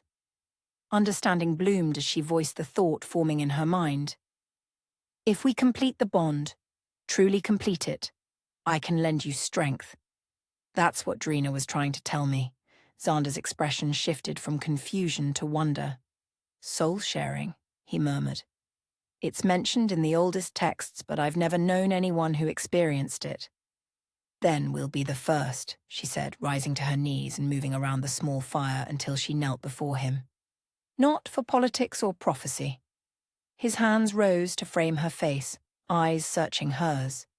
Why then? Because I choose you, she said simply, wolf to wolf, woman to man, soul to soul. Something shifted in his expression, the last barrier of restraint falling away.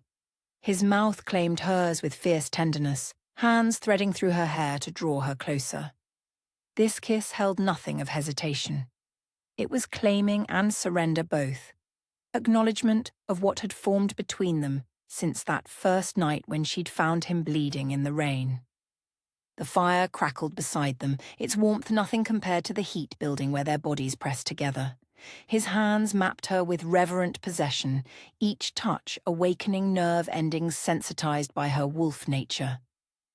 I have wanted you, he murmured against her throat, since the moment I caught your scent on the wind. Show me, she whispered, offering the final surrender. Their bodies came together with the inevitability of tide meeting shore. Natural, powerful, transformative, each touch built upon the last, creating a symphony of sensation that blurred the boundary between pleasure and transcendence. As they moved beneath the watching moon, Arya felt the bond between them pulse and strengthen, no longer gossamer thread but unbreakable cord, weaving their souls together in patterns ancient as the forest around them. At the moment of completion, silver light flashed behind her closed eyelids. Images cascaded through her mind, Xander's memories becoming hers, his strength flowing into her veins, his wolf harmonizing with her own until they sang as one. Mine, whispered her wolf. Yours, answered his. They lay tangled afterward, heartbeats synchronizing as the fire burned low beside them. Through their completed bond, she felt his determination, his fear, his love, emotions as clear as if they were her own. I feel you, she murmured, wonder coloring her voice. Inside me, not just physically, but everywhere, he finished, understanding perfectly.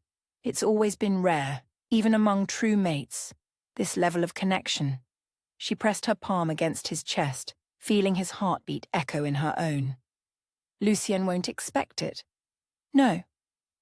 A smile curved his mouth, predatory and protective at once. It will be our advantage.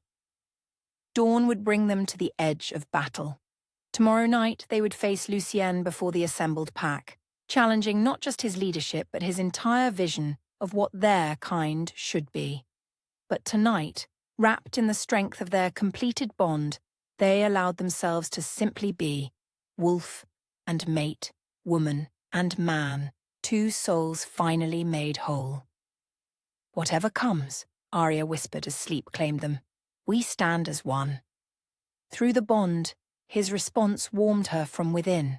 Not words, but certainty as solid as the ancient stones where her wolf had first awakened.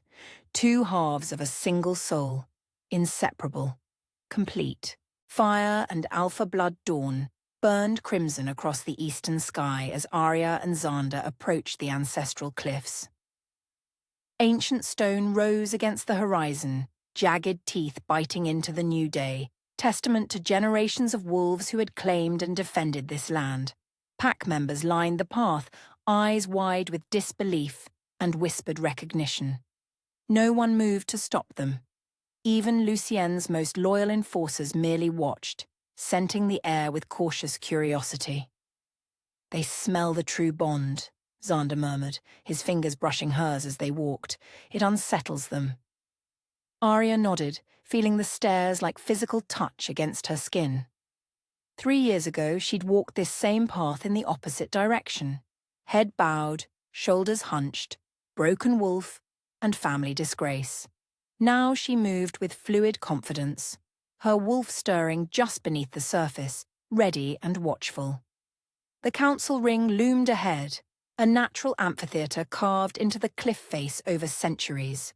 Stone seats rose in concentric circles around a central fighting pit, worn smooth by the passage of countless wolf feet.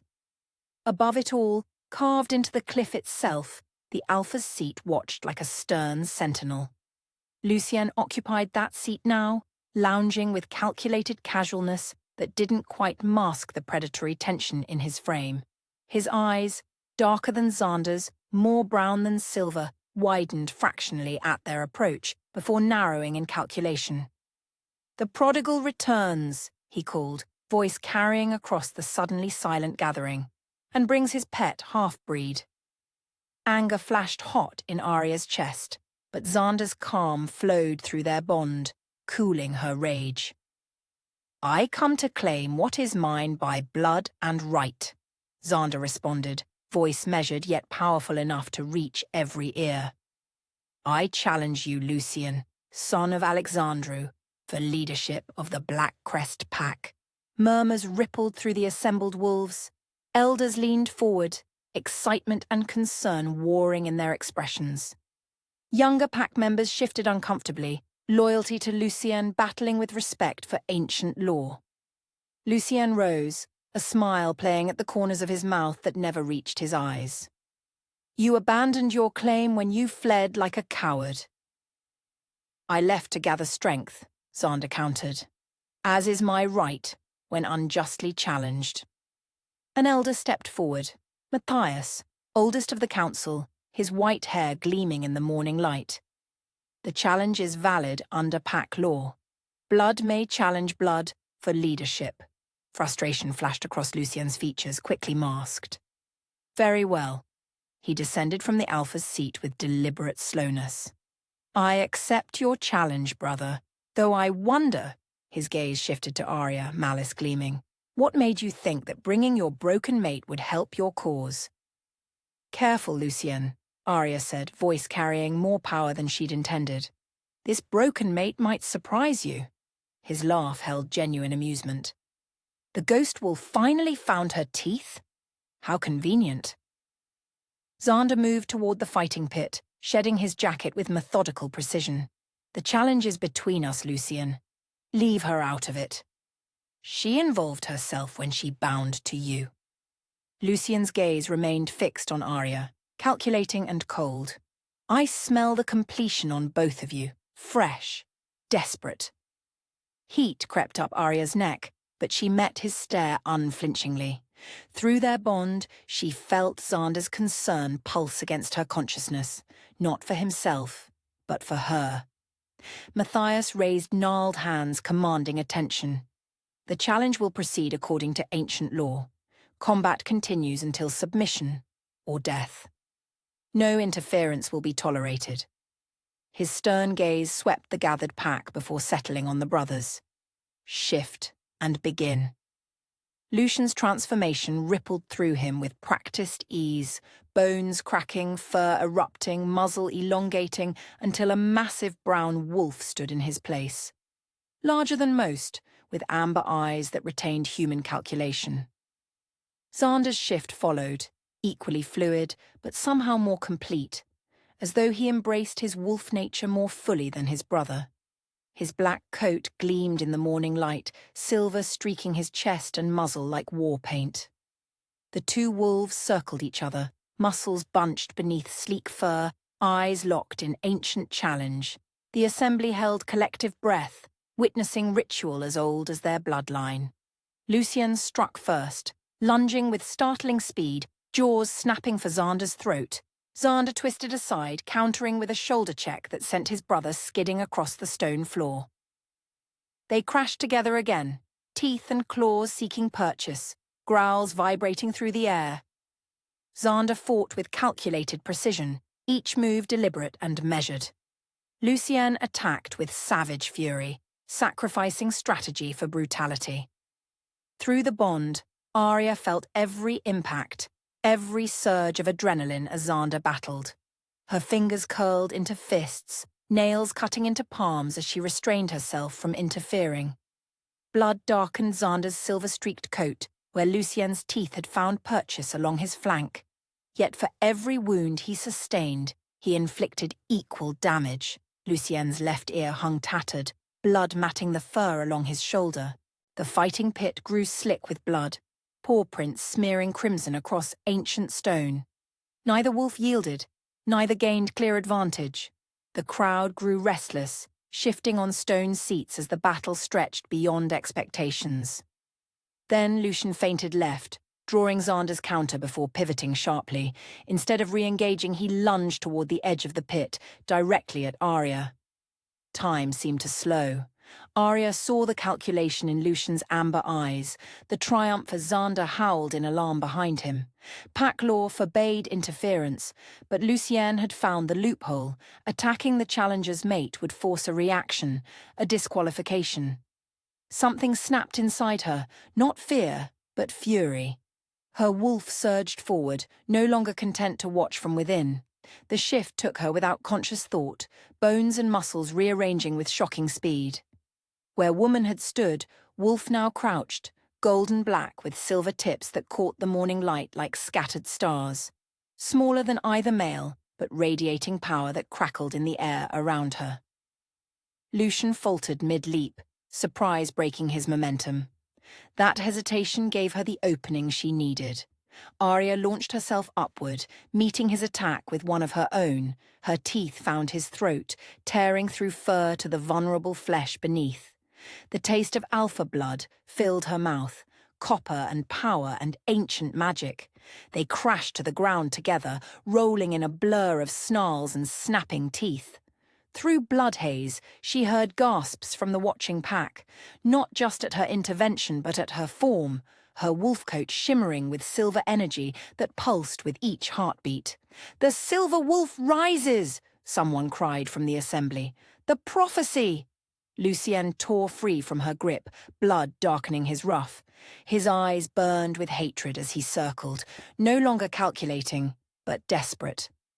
Behind him, Xander had regained his feet, silver-streaked muzzle pulled back in a snarl. "The challenge is corrupted!" Rhys shouted from the sidelines. "The exile interfered!" "The challenger attacked outside the pit," Drina countered, voice cracking with authority. "Ancient law permits defense." While the assembly argued, Lucien seized the moment of distraction. He lunged again at Arya, but this time something glinted between his teeth. A silver dagger concealed somehow until this moment. Pain exploded through her shoulder as the blade connected, silver burning like acid where it touched her blood. She stumbled backward, a high whine escaping her throat. Rage, pure and primal, flooded through the bond. Xander launched himself at his brother, no longer fighting with careful strategy but with unleashed fury. His teeth closed on Lucien's spine, powerful jaws crunching through bone with terrible finality. Lucien's yelp cut off abruptly. The silver dagger clattered to the stone floor as his body went limp in Xander's grip. Silence fell over the council ring, complete and heavy. Xander released his brother's broken form, stepping back as his shift rippled through him, returning him to human shape. Blood streaked his torso from a dozen wounds, yet he stood tall, eyes burning silver as he faced the assembly. "The challenge is complete," he said, voice rough with exertion and emotion. "I claim leadership of the Blackcrest Pack by blood and by right." No voice opposed him. Even Rhys stood silent, eyes downcast at the evidence of Lucien's treachery, the silver blade now plain for all to see. Arya forced her own shift, the pain of her silver-touched wound making the transformation slow and difficult. Human once more, she pressed her hand against her bleeding shoulder, fighting waves of dizziness. Xander moved to her side, supporting her with an arm around her waist. "You're hurt," he murmured, concern flooding their bond. "I'll heal," she replied, leaning into his strength. "You're worse." A wet cough drew their attention back to Lucien. Still in wolf form, he had somehow clung to life despite his broken spine. Blood bubbled from his muzzle as he shifted partially back, enough to speak through mangled lips. "You think this ends it?" he rasped, amber eyes fixed on Xander. "The old ways die hard." His gaze shifted to Arya, hatred burning through the pain. "Silverwolf, false prophecy, you'll bring destruction on us all." His body convulsed once more, then stilled, death finally claiming what the challenge had demanded. Matthias approached, his aged face solemn as he knelt beside Lucien's body. After a moment of silence, he rose, turning to face Xander and Arya. "The challenge is satisfied," he proclaimed, voice carrying to every corner of the amphitheatre. "Xander, son of Alexandru, stands as alpha of the Blackcrest Pack." One by one, the pack members descended to the fighting pit, forming a circle around them. Drina pushed forward, carrying a small clay bowl filled with a paste that smelled of herbs and magic. "For the silver burn," she explained, applying the mixture to Arya's wound with gentle fingers. "It will draw out the poison." The relief was immediate, cool spreading through overheated flesh, dulling the acid burn of silver exposure. Arya breathed easier, strength returning as the worst of the pain subsided. Xander still bled from multiple wounds, yet he stood steady, his focus on the gathering pack rather than his own injuries. Through their bond, she felt his determination to begin this leadership with strength, despite his pain. "The old ways do not die today," he addressed them, voice gaining power with each word. "But they must evolve. We are predators, yes, but also protectors. Of our territory, our traditions, and each other." His hand found Arya's, fingers intertwining with hers. "The prophecy speaks of silver running with black, not as a warning, but as a promise. Change comes not to destroy us, but to strengthen us." Matthias stepped forward, ancient eyes evaluating them both. "The prophecy names two leaders, not one. The silver wolf who awakens, and the black wolf who guides her path." Understanding rippled through the assembly. One by one, the pack members lowered themselves to their knees, first to Xander, acknowledging his victory, then to Arya, recognizing something older and more primal than combat prowess. "Rise," Xander commanded, discomfort evident in his tone. "We stand as equals here, all of us."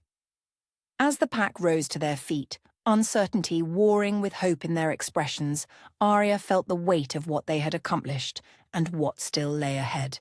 Through pain and blood, they had claimed leadership. Through wisdom and compassion, they would have to earn it. The sun crested the ancient cliffs, bathing the council ring in golden light. Where Lucien had seen only power to be seized, she saw responsibility to be shouldered. Where he had demanded submission, they would offer partnership. Xander's arm tightened around her waist, his strength supporting her even as hers bolstered him through their bond. Blood still flowed from his wounds, yet his eyes shone with clarity and purpose. "A new day," he murmured, for her ears alone. Arya nodded, watching the gathered pack, her pack now, as they waited for guidance from their new leaders. A new beginning. Above them, carved into ancient stone, the Alpha's seat stood empty, waiting not for one leader, but for two. Alpha Moon. The ancient grove hummed with anticipation as dusk gathered beneath the towering pines. Pack members moved with purpose, arranging stone bowls of burning sage and cedar around the ceremonial clearing. Torches blazed along the perimeter, their flames dancing in the gentle evening breeze, casting long shadows across moss-covered ground. Arya stood at the edge of the gathering, watching the preparations with a mixture of awe and disbelief. 1 week since the challenge, 1 week of healing wounds, both physical and those carved deeper into the pack's collective soul by Lucien's brutal reign. Tonight, tradition would be honored, leadership formally recognized beneath what the elders called the Alpha Moon, the first full moon following a successful challenge. "Still planning to run?" Xander's voice came from behind her, low and intimate. She turned to find him dressed in ceremonial attire, dark pants and an open vest that exposed the scars from his battle with Lucien, now healing into silver-white lines across his chest. A pendant hung around his neck, polished obsidian carved with the pack's ancient symbol. "Not running," she corrected, reaching to straighten his pendant. "Just processing." His hand caught hers, bringing her palm to his lips. "Having second thoughts about claiming your birthright? About being called Luna? About leading wolves who once called me broken? About standing as your equal when half of them still whisper ghost wolf behind my back?" She smiled to soften her words. "Maybe a few." Through their bond, she felt his unwavering confidence wash over her doubts, not dismissing them but offering counterbalance, faith where she questioned, certainty where she wavered. "You were never broken," he murmured against her skin. "Just waiting." The words echoed her own thoughts from that first night in the stone circle when her wolf had finally emerged. Before she could respond, Matthias approached, his weathered face solemn. "It is time," the elder said, bowing his head slightly. The moon rises. Arya glanced toward the eastern horizon, where silver light began to crest the distant mountains. Her wolf stirred beneath her skin, responding to the ancient pull of moonrise. Since her first shift, the boundary between woman and wolf had grown permeable, not two separate beings but aspects of a single soul, moving in harmony. Xander's hand found the small of her back, warm and steadying as they followed Matthias toward the ceremonial clearing. Pack members parted before them, eyes lowered in respect, but frequently darting upward with curiosity and lingering wariness. Acceptance would take time, trust, even longer. The clearing opened before them, a perfect circle surrounded by 13 standing stones, far older than any living wolf. At its center burned a fire pit, flames leaping toward the darkening sky in shades of blue and green from the sacred herbs cast upon the coals. The elders stood in a semicircle opposite the largest standing stone, 7 in total, Drina among them, her silver hair unbound for the ceremony, falling past her waist in a shimmering cascade. "Kneel," Matthias instructed as they reached the fire. Xander and Arya obeyed, lowering themselves to one knee on the soft earth. The heat from the flames warmed their faces as Matthias raised his hands toward the ascending moon. "Since time beyond memory," he intoned, voice carrying across the silent grove, "our pack has followed the old ways. Alpha rising to lead through strength and wisdom. Luna standing to guide through compassion and vision." Drina stepped forward, carrying a shallow bowl of dark liquid that smelled of earth and iron. "Blood of the pack," she said, dipping her fingers into the mixture. "Blood of the bond." She traced symbols on Xander's forehead, ancient runes that gleamed black against his skin in the firelight. As she moved to mark Arya, her eyes softened momentarily, pride flickering beneath ceremonial solemnity. "The prophecy spoke true," she murmured, too quietly for any but Arya to hear. "Silver wolf from golden line." The blood felt cool against Arya's skin, yet seemed to burn beneath the surface, awakening something primal that responded to the ritual.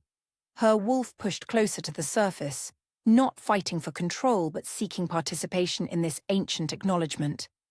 Matthias raised a curved blade that gleamed silver in the firelight. Arya tensed instinctively. Silver had meant pain since Lucien's attack, but this knife held no poison, only symbolism. "By blade and blood, by moon and fire," he proclaimed, making a shallow cut across his own palm. "I bind this oath to witness." The knife passed to each elder in turn, each making the same small sacrifice, blood dripping into the ceremonial bowl Drina held. When it reached Xander, he took it without hesitation, drawing the blade across his palm with steady precision. "I claim leadership by right of blood and challenge," he said, voice ringing with authority. "I pledge protection to all who run beneath this moon. He passed the knife to Arya, their fingers brushing in the exchange. Through their bond flowed encouragement and pride, not demanding, simply supporting. She accepted the blade, its weight substantial in her hand. For a moment she hesitated. The last time she had stood before the pack had been her exile ceremony, head bowed in shame, voice silent in defeat. Now she knelt as equal, as Luna, as the silver wolf of prophecy. The cut across her palm barely registered as pain, her focus entirely on the words that would seal her claim. "I stand as Luna not by bloodline alone, but by choice," she said, her voice gaining strength with each word. "I pledge healing to the wounded, guidance to the lost, and truth to all who seek it." Her blood joined the others in the bowl, crimson darkening to near black in the firelight. Drina carried it to the fire, pouring the mixed blood onto the flames. Blue-green fire leapt skyward with a sound like distant thunder, sparks spiraling into the night sky toward the watching moon. "Rise," Matthias commanded, "Alpha and Luna of the Blackcrest Pack." As they stood, the assembled wolves lowered themselves to one knee, heads bowed in acknowledgement of new leadership. The gesture still discomforted Arya. Acceptance felt foreign after years of rejection, but she recognized its importance to pack hierarchy.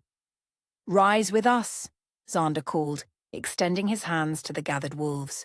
"We stand as one pack under this moon." Movement at the edge of the clearing caught Arya's attention. A figure stepping from shadow into torchlight. Tall and graceful, golden hair streaked with silver. Eyes that Arya saw in her own reflection. "Mother," she whispered, disbelief freezing her in place. Helena Mills moved through the parting crowd with the dignity of her former position as mate to the beta. Her face, once so controlled in public, now shone with naked emotion, pride and sorrow mingling in the tears that tracked silently down her cheeks. "My daughter," she said, stopping just short of touching Arya. "My silver wolf." The formality of the ceremony fractured as Arya closed the distance between them, arms encircling her mother in an embrace that bridged 3 years of separation. Helena's arms wrapped around her with fierce protectiveness, her body trembling with suppressed emotion. "I thought you would hate me," Arya whispered against her mother's hair. "For the exile. For your position." Helena pulled back enough to frame Arya's face between her palms. "I arranged the exile to save you," she said, voice fierce with long-contained truth. "Lucien would have killed you otherwise, the ghost wolf who threatened his vision of pack purity." Understanding dawned, sharp and clarifying. "You knew the prophecy." "I knew my daughter," Helena corrected. "Wolf or not, your spirit was never broken, just waiting for its moment." Her gaze shifted to Xander, evaluating and approving. "For the right catalyst." The ceremonial fire crackled as if in agreement, flames leaping higher as the full moon cleared the mountain peaks. Its light bathed the clearing in silver radiance, calling to the wolves gathered beneath its ancient gaze. Xander moved to Arya's side, hand extended toward Helena in formal greeting. "Your daughter saved more than my life," he said, the simple statement carrying layers of meaning. "She saved what our pack could become." Helena accepted his hand, then surprised him by pulling him into an embrace. "Thank you for seeing what others couldn't," she murmured, "for recognizing her strength when even she doubted it." The moon climbed higher, its pull growing stronger with each passing moment. Around the clearing, pack members shifted restlessly, their wolves responding to the celestial summons. Matthias approached, ceremonial staff in hand.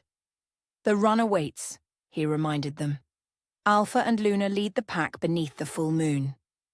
Tradition called for the leaders to shift first, initiating the moon run that would cement their claim in the eyes of the pack.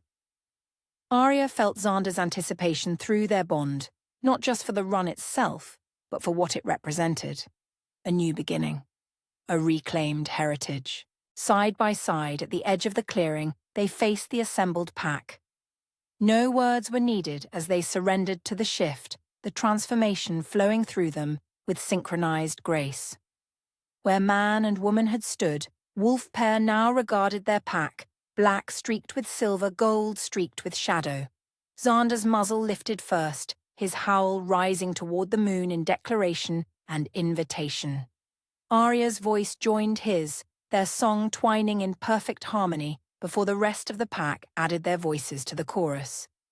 As one entity, the pack shifted, fur replacing skin, paws replacing hands, ancient instinct replacing human constraint. Under Lucien's reign, the runs had been exercises in dominance, the strong preying upon the weak. Tonight, under new leadership, the energy shifted toward unity, each wolf finding their place within the greater whole. Xander and Arya led them from the ceremonial clearing into the surrounding forest, setting a pace that challenged without excluding. Through their bond, they coordinated wordlessly, slowing when needed, encouraging the uncertain, guiding the eager. For hours they ran beneath the watching moon, reclaiming territory and redefining pack bonds. Where Lucien had demanded submission through fear, they invited loyalty through respect. The difference manifested in the energy of the run itself, joyful rather than desperate, cooperative rather than competitive. Near midnight, they broke from the main group, racing toward the highest ridge where ancient pines gave way to stone outcroppings. Below them, the pack continued their run through moonlit valleys. Above them, stars wheeled in endless patterns, witnessing the rebirth of something ancient made new again.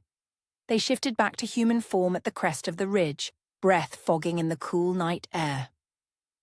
Arya's body hummed with exhilaration, every sense heightened by the run and the moon's influence. "Tomorrow we begin rebuilding in earnest," Xander said, gazing out over their territory. "New laws for succession, new criteria for strength. Welcoming worthy wolves, not just pure bloodlines," Arya added, thinking of the half-breeds and outcasts Lucien had driven away.